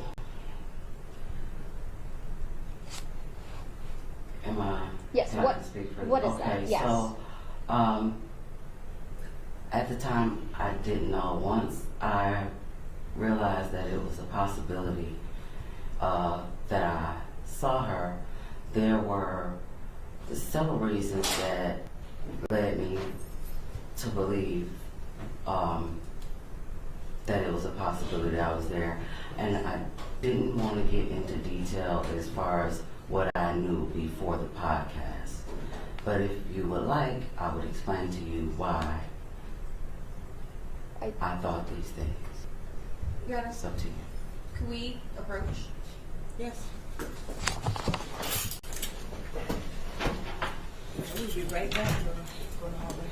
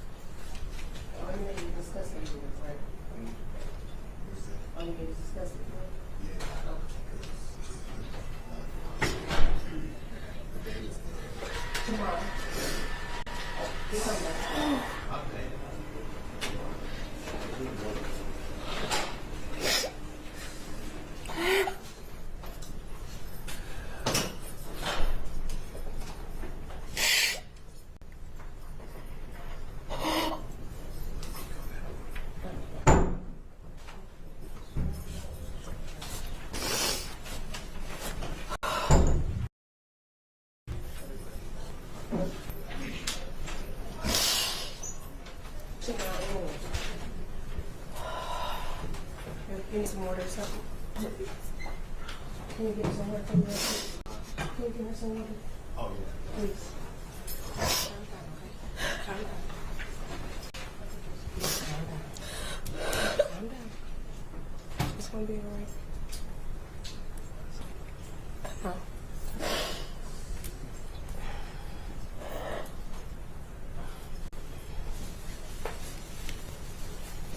Take a deep breath. It's gonna be okay.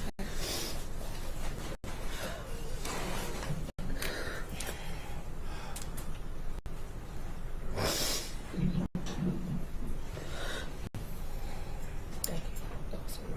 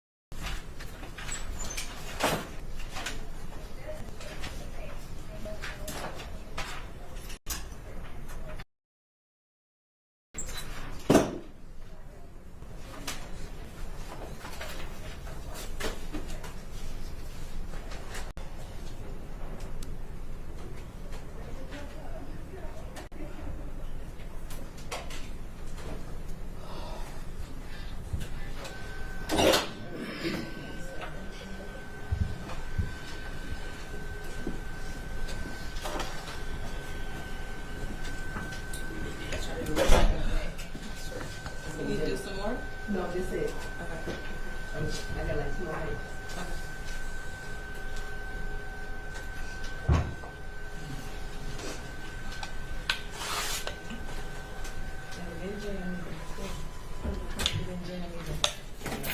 Okay, we are back on the record. Ms. Butts, you are still under oath. Ms. Swift, you go right ahead. Thank you. So, Ms. West, what's the sources of these reasons that you have? Are these things that you know from your personal knowledge? Are these things that you observe yourself?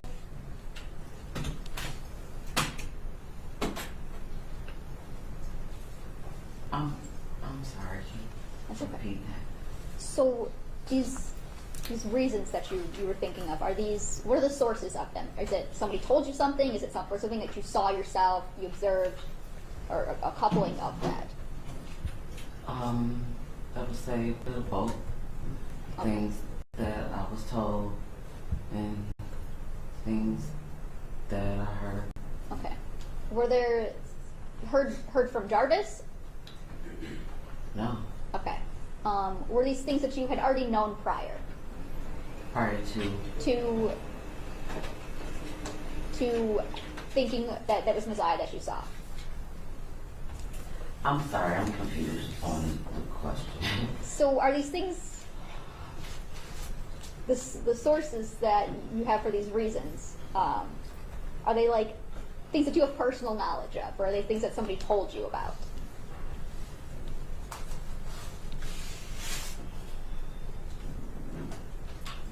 These were things that I was told. Then the question that you're asking me. Ms. Ripley, you're referring to the question before we went into sidebar about her leading up to believing that it was possibly Messiah Harris at the shop, correct? Yes. Does that help clarify Okay. the line of questioning? Yes. Okay. Okay, so those reasons, those things, are those things that you had known before? Are they based on your observations, or? Well, these were things that I was told. And after asking the questions that I needed to ask, I came up with the conclusion that it was a possibility that Nazaria was the little girl that I saw that day. Okay, thank you. You said that when you were parked at Jarvis's shop, that it was getting dark out. Yes. Okay. That darkness, is that maybe the reason why the color on the jacket stood out? Well, the jacket didn't stand out until I was walking into the gas station behind her, because I wasn't really paying attention to what she had on. I just kept seeing her get in and out of the truck, going in the gas station and coming back to the truck, and that's what caught my attention. Okay, so the movement is what attracted you to it at first? Yes. Okay.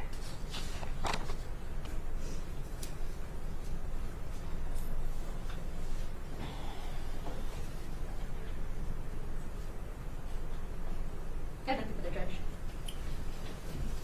Nothing further. Okay, Ms. Bussey, we're done testifying. Watch your step coming out of the witness box. Okay, one last witness for today, correct? Yes, Judge. At this time, people would call Latrecia Johnson.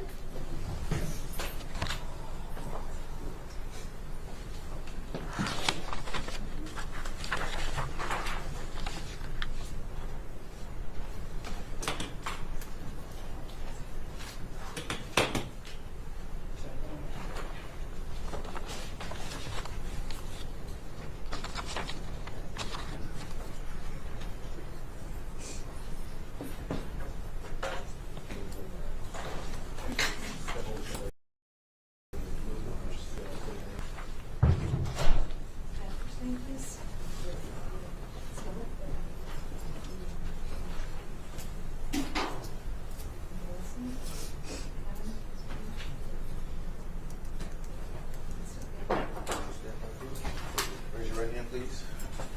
Do you swear to tell the truth, the whole truth, and nothing but the truth? Watch your step.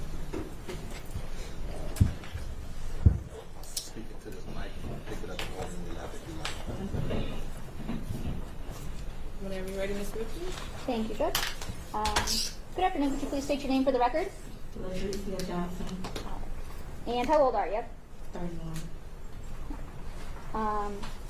And I don't want to know your exact address, but what street do you live on?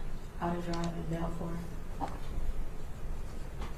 And what kind of vehicle did you drive back in January of 2024? A blue Nissan Sentra. Okay. And do you recall being interviewed by Detroit police back on August 30th of 2024? Yes. Okay. And fair to say that was in relation to a Jarvis Butts? Yes. Okay. Do you know a Jarvis Butts? Yes. Okay. And how is it that you know Jarvis Butts? He's my daughter's father. Okay. And do you see Mr. Butts in the courtroom today? Yes. And can you point to him and tell me the color of the clothing that he's wearing? He's right there and he's wearing green. And Your Honor, would the record reflect the witnesses identified the defendant? So reflective. Thank you. And you said that he's your daughter's father. Yes. How old is your daughter? She just turned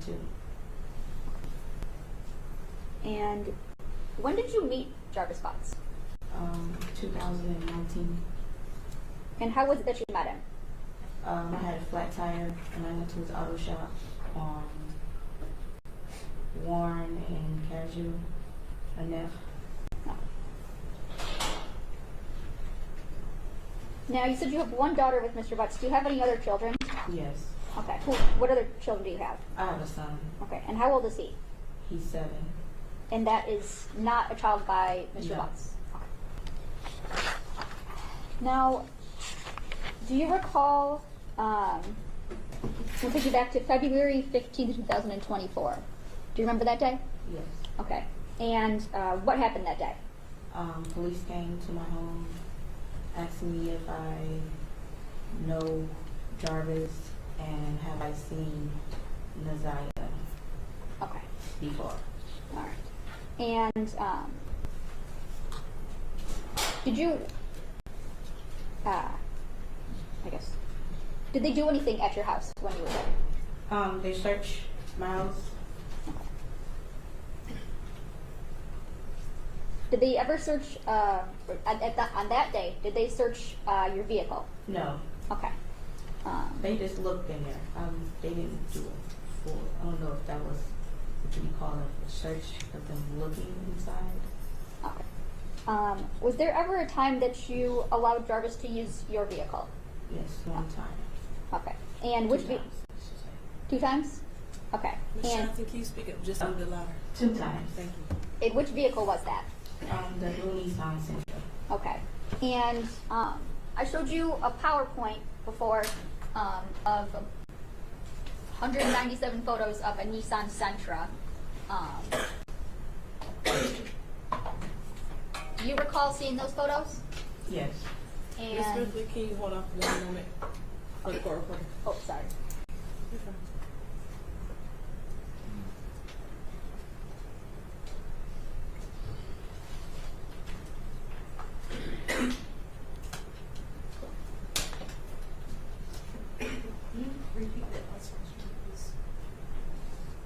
Yes.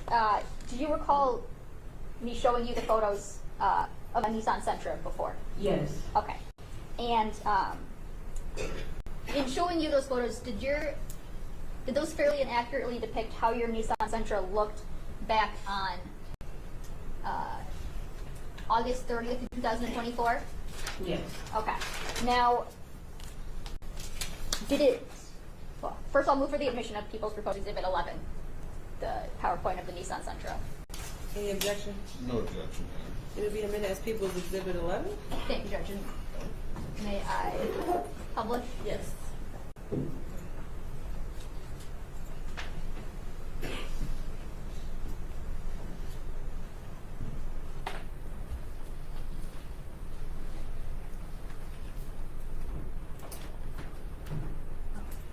Now,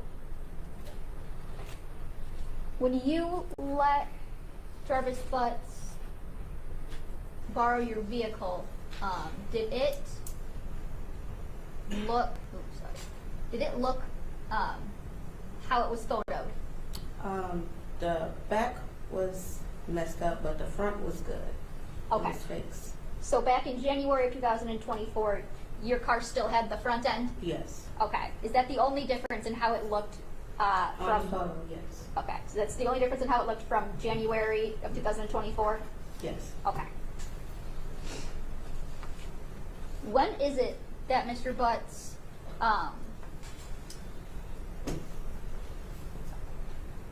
borrowed your vehicle? January 9th. Is that the first time? Yes. Okay. And you said there was a second time? Yes. When was that? I think it was either the day next day or the day after that day. I don't remember. Okay. The first time, let's talk about the first time. How did it come about that he borrowed your car?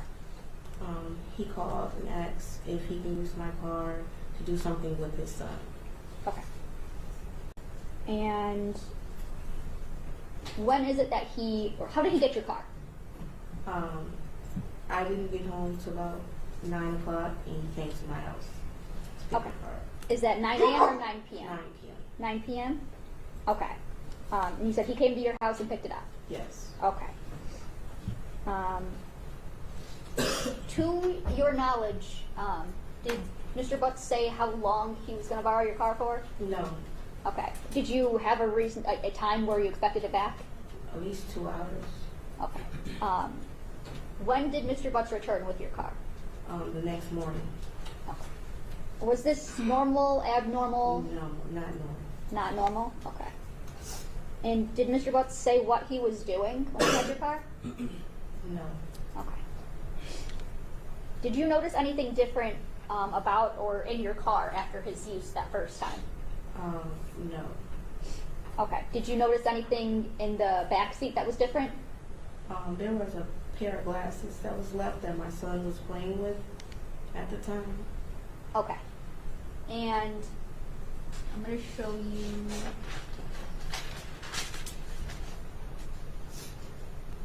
In People's Exhibit 11, photo 37.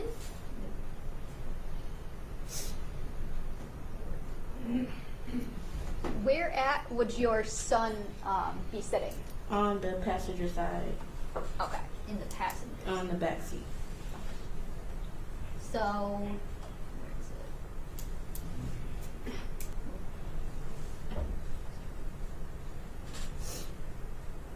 You can kind of see it better in photo 41.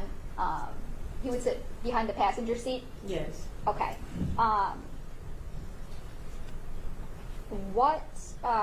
Describe the glasses that he was playing with. I believe they were clear around the frame part. I don't know what the ends look like, but I do remember they were clear around the frames. Okay. And I want to show you what's already been introduced as People's Exhibit 12.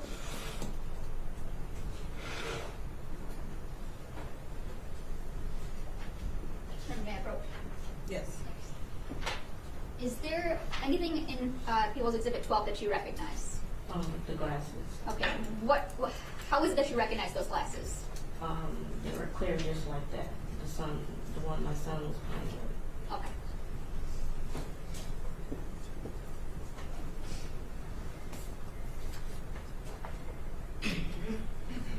Now, you said your son was playing with them in the back seat. How did you get them from your son? I told him to give them to me because I didn't know whose glasses they were. Okay. How is it that you come to ask Jarvis about these glasses? Well, my son was playing with them when I was with Jarvis at his shop.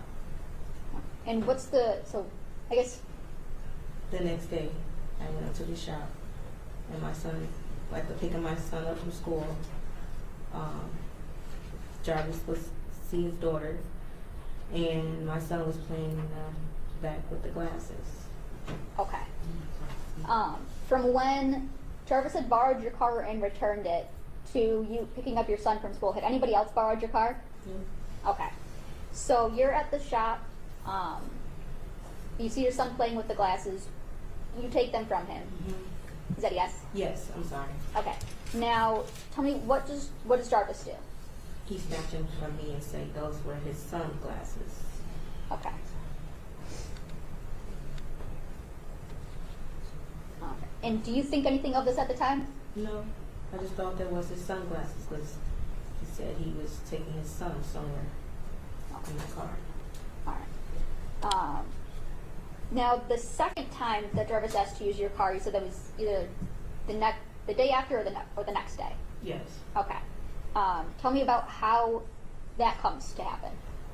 Well, he comes to my house when he get off work.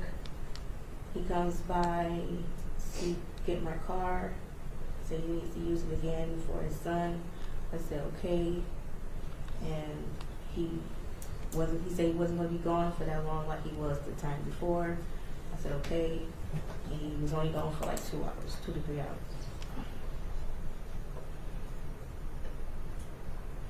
Okay.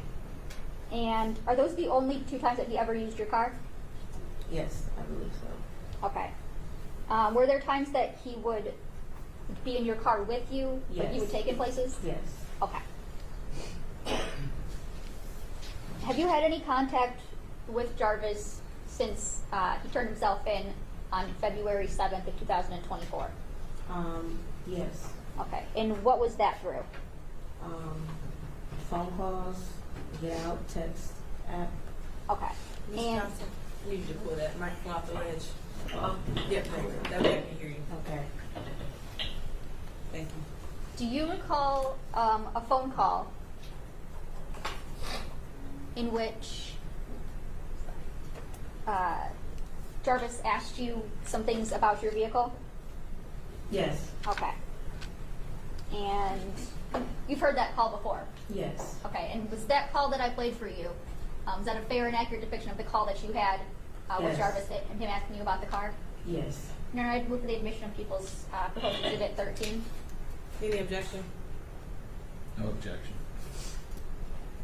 And Your Honor, may I publish? Yeah, it'll be admitted as People's Exhibit 13, and you can publish. Can I also see Exhibit 12 when you get a moment? Yes, Judge. May I approach? Yes. Thank you.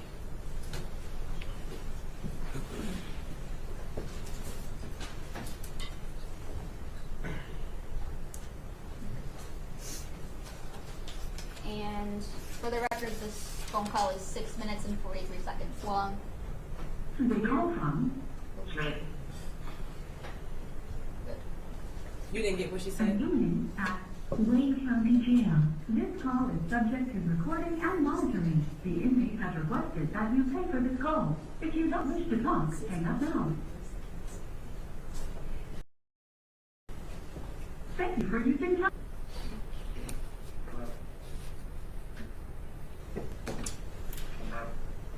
Yeah. Anyway, I got one more for you to do. 313-207-2195.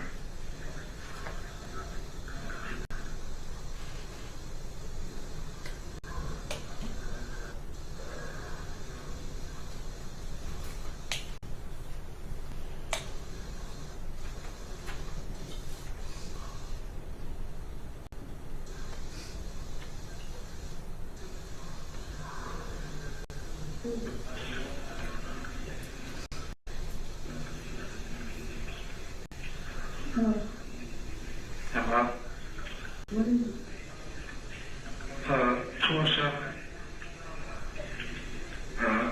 219. You want that? Huh? You want that? 0.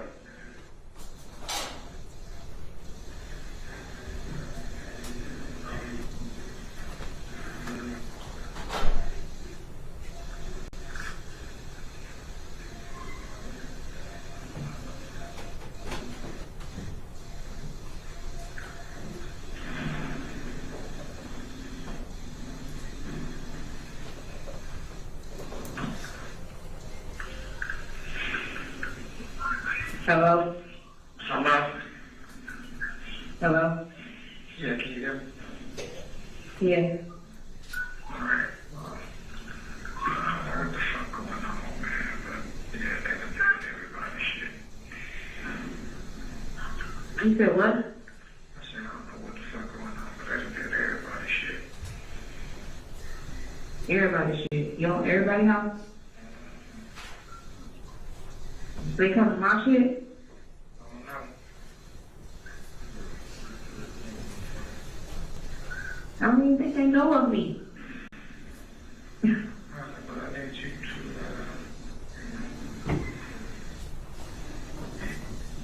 anything that I had, anything that I touched,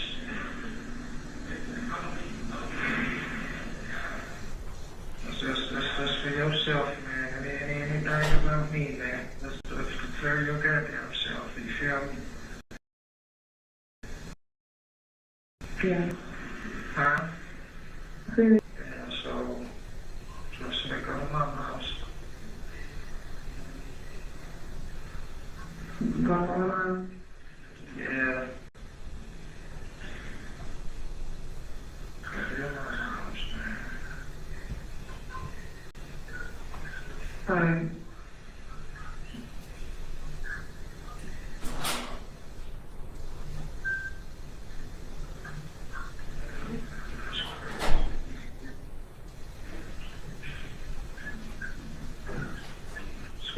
How you calling me? My house, I'm doing something I ain't supposed to be doing nothing. Go to my house, man.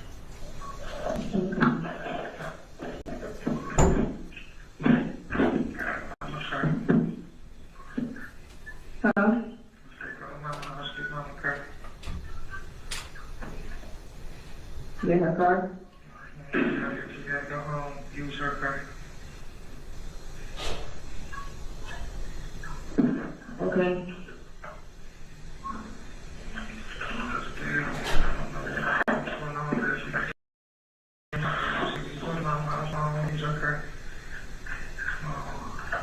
So don't use my car though. I don't know what's going on, bro. They're taking everybody out, bro. Use your mama car, man. They're trying to process something with your mama car, man. Your brother carries somebody's car. This shit is beyond me. Okay.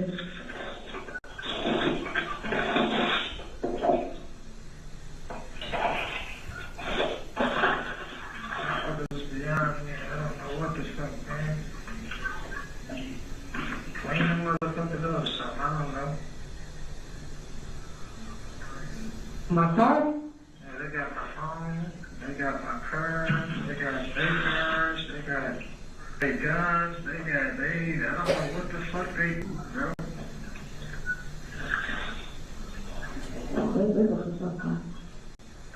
Yeah, but what the fuck did that got shit to do with me is what I'm saying. That got shit to do with me, man, and I'm not understanding what the fuck is going on, you feel me?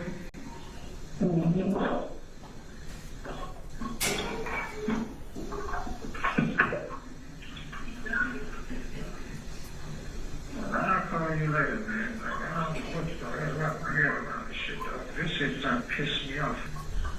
Okay. I'll get in touch with you later, man. Okay. Alright.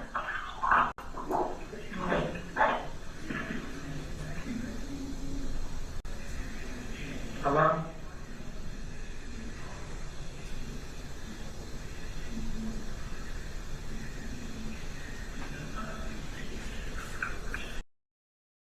Hello? What's going on, bro?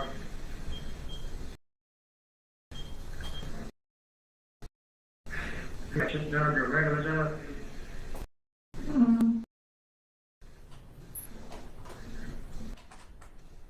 My regular job. I'll call you about 7:30. Alright. I love you.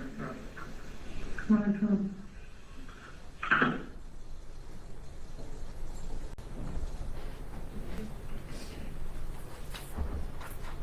Now, what did you think when Jarvis told you those things? I didn't. When he told me those things. Okay. What did you do in response to receiving this call, if anything? Nothing. Okay. Did you clean anything up? No. Did you wipe anything down? No. Okay. And that would be in your house? Yes. House, car, everything. Okay. Didn't touch it, nothing. All right.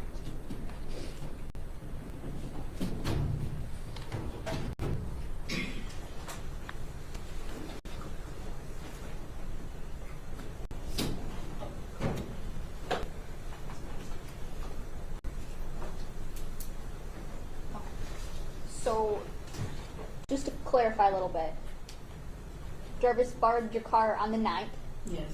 brought it back the 10th in the morning, Yes. Did- Yeah. about 6 a.m. or so, or in the morning? In the morning, about 8:30, 8 o'clock. 8:30. All I right. was taking my son to school. Okay. And did he borrow it later that day again, or the next day?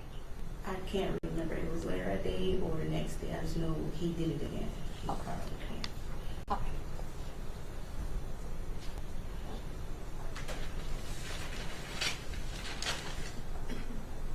I think that's it.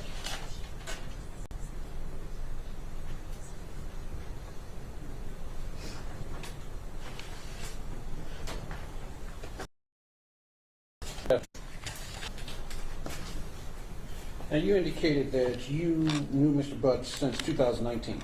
Yes. Correct. You met him at the shop, correct? Yes. At his shop. Yes. Would you describe your relationship with him as a Whole. I'm sorry? You said as a whole, we do. Would you describe it as a physical relationship, or was it a real relationship? It was a physical relationship. Okay. So you knew Mr. Butts was seeing other people, correct? Yes. All right. So that's not a surprise to you, No. correct? The fact that he lied to me, that's a surprise. Okay.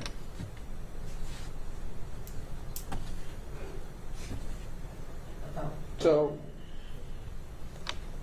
he would tell you he was coming over, and you wouldn't know where he was coming from, correct? Yes. That's nothing new. That's nothing. Okay.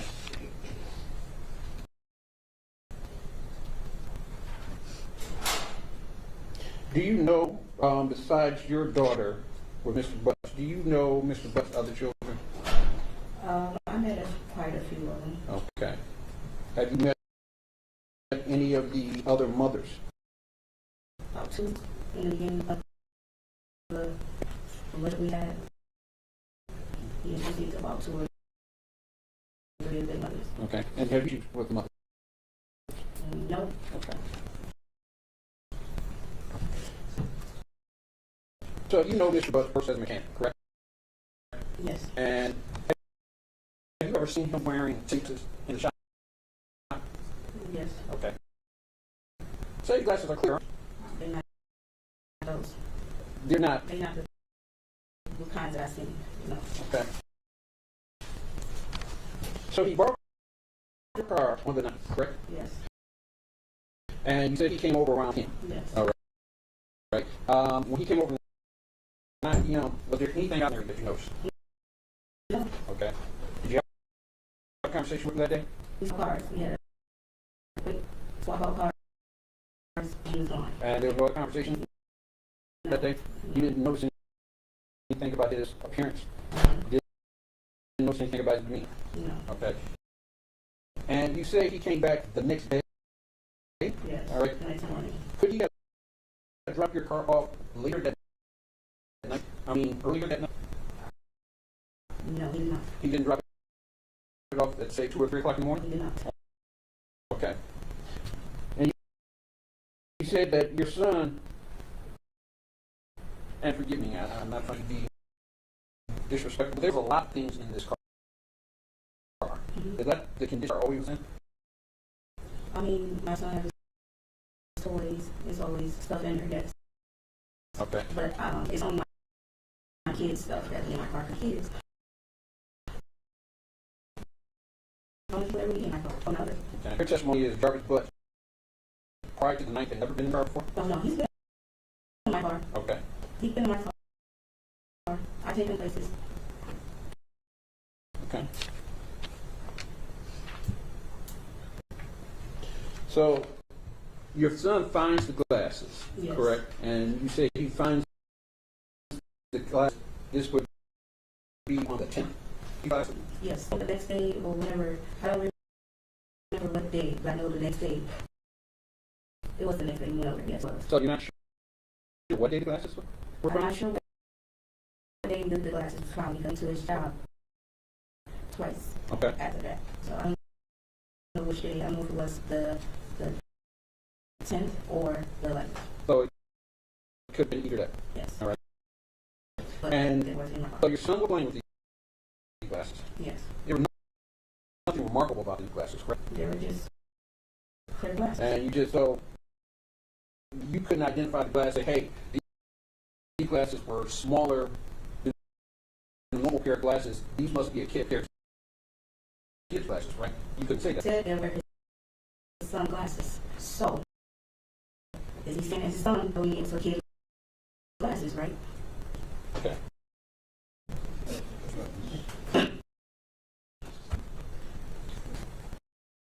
So you said he said they were his son's glasses. Yes.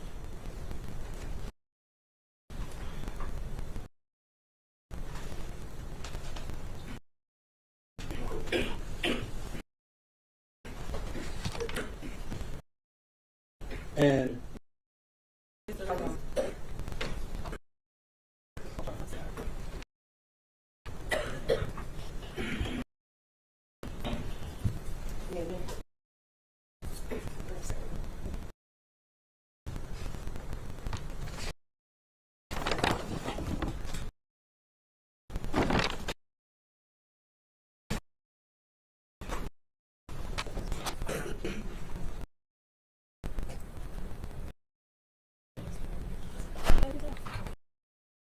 You sure?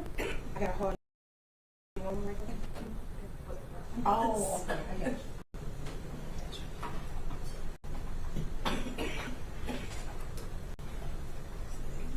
Is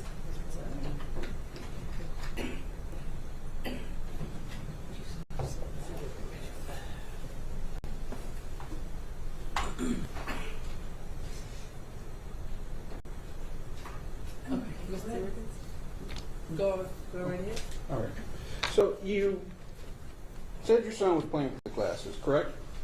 And you took the glasses from your son, correct? yes. And what did you do with them once you took them? He was playing with them when I was up there with Jarvis. When I took them from him, said, "Do not your glasses." Jarvis took them from my hand. Okay. So you didn't examine these glasses, correct? I looked at them on his face when he was playing with them on his face. Okay. So how can I not examine these glasses when I'm looking at my son with these glasses on his face? I mean, you didn't study these glasses, correct?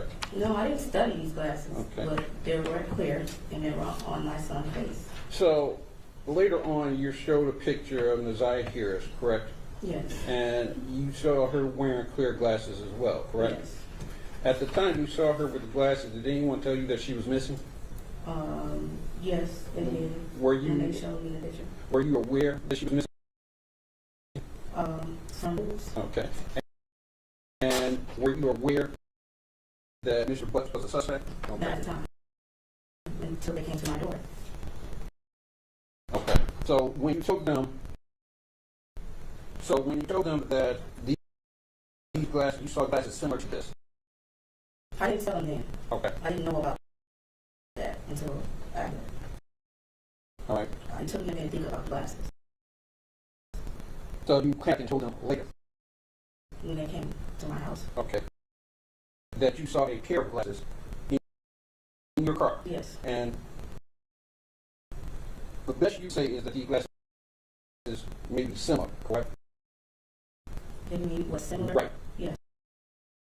You cannot testify that they are the exact same glasses, correct? No, I cannot testify to alert the exact same glasses. Can you know whether the glasses had prescription lenses in them? I didn't put it on my face, sir. So how do I know? Did your son say anything about that? No, how he? He said he was, what, 6'7", high at the time. So how do you know what prescription glasses are? You're wearing prescription glasses, right? Yes. If you take them off, you see differently, correct? Yes, but I did not put the glasses on. Yeah. So how will I know they were prescription glasses? I didn't wear them. My son wore the glasses. So how am I supposed to know? I don't have his eyes. My question was, did your son say anything about the glasses? He didn't was say that. glasses, and I told him to take the glasses off because we didn't know who glasses they were. Okay. I didn't wear a prescription. So I told him to take them off. When he took them off, he handed to me, oh, Jarvis said, oh, those are my sunglasses. He snatched it from my hand. Okay. And what did Jarvis do with the glasses? I don't know, he went towards his car. Okay. You didn't think anything else with the glasses, did you? No. Okay. All those were his sunglasses at the time. You're employed? Yes. All right. And your Nissan, was that your primary mode of transportation? That was the secondary car? Yes. Okay.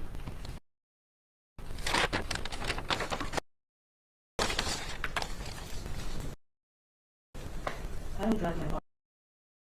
I use my mom's car when I'm working.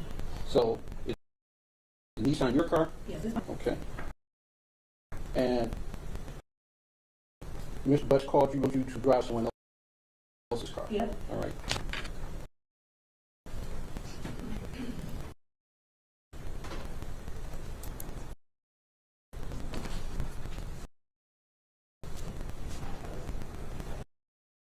Just one moment.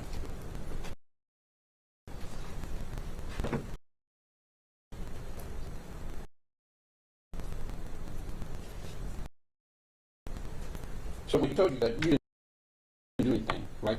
No. You didn't think anything of it, No. correct? You didn't clean up, correct? No. So anything of Mr. Butts would still be in his car, correct? Yes.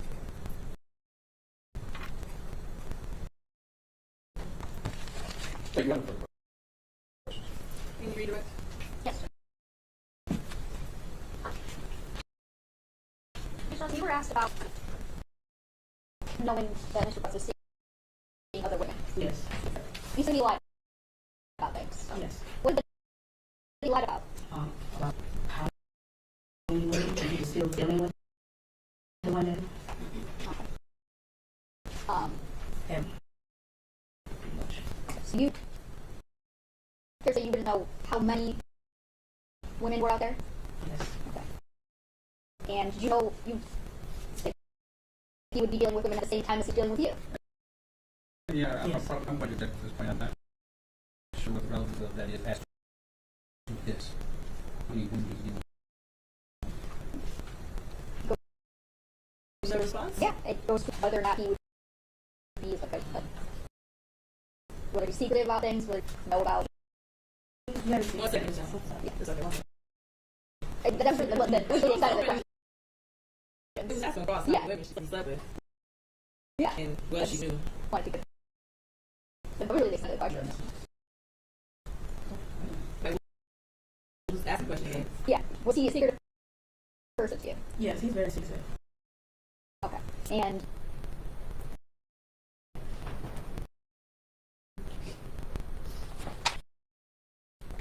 when he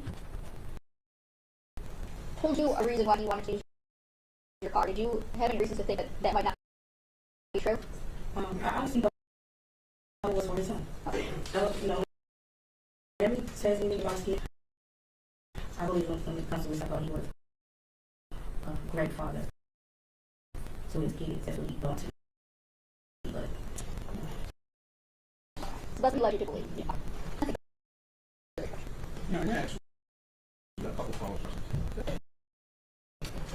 And you said it was secret, correct? Yes. And that's when it came, correct? yes, That bothered you, correct? I mean, it was already implied when a man is supposed to be telling you the truth and you're being really secretive about everything. When you're being honest with them. So you were upset about that? Honest. So you were upset about that, correct? About him being with women, cheating? Not really, because I was doing it too. How about that? We gotta be quiet. No further questions. Any last questions? You don't understand. What question? Okay, was that the last witness for today? Yes, Judge. Okay, anything else that needs to go on the record before we end today? Not for the people, Judge, thank you. Not from the bench. Okay, we're off the record. Back here at 10 o'clock tomorrow morning. Yes, Judge.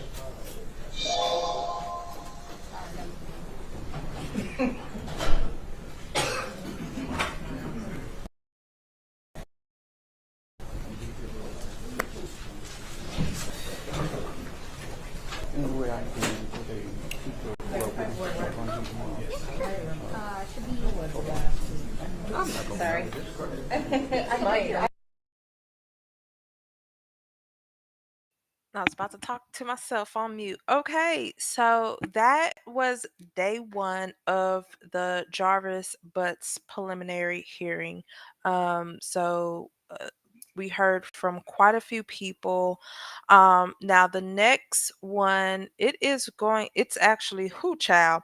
That thing is 5 hours and 57 minutes long. So I might come back this evening and let that play. I am going to actually probably break that up into, because that's 6 hours. So I'm gonna break it up in two parts. So we'll do 3 hours tonight, and then we'll do 3 hours tomorrow. But I want to get through the preliminary hearing. There was a lot of information that I just got just by listening to this. I'm working and listening, but I wanted to get familiarized with the people who testified and what their findings were.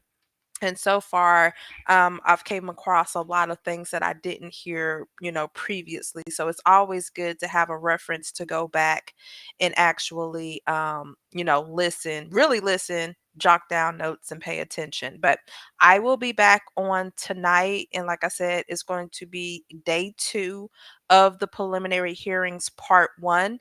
And then tomorrow morning, I'm going to play day two, part two, of the other half of that. So I will catch you guys tonight. Thank y'all for tuning in, and definitely comment, your thoughts. We've been kind of chatting in the chat, but for those who are catching the replay, definitely comment. Don't forget to like, share, and subscribe. Until then, you all have a blessed and productive day.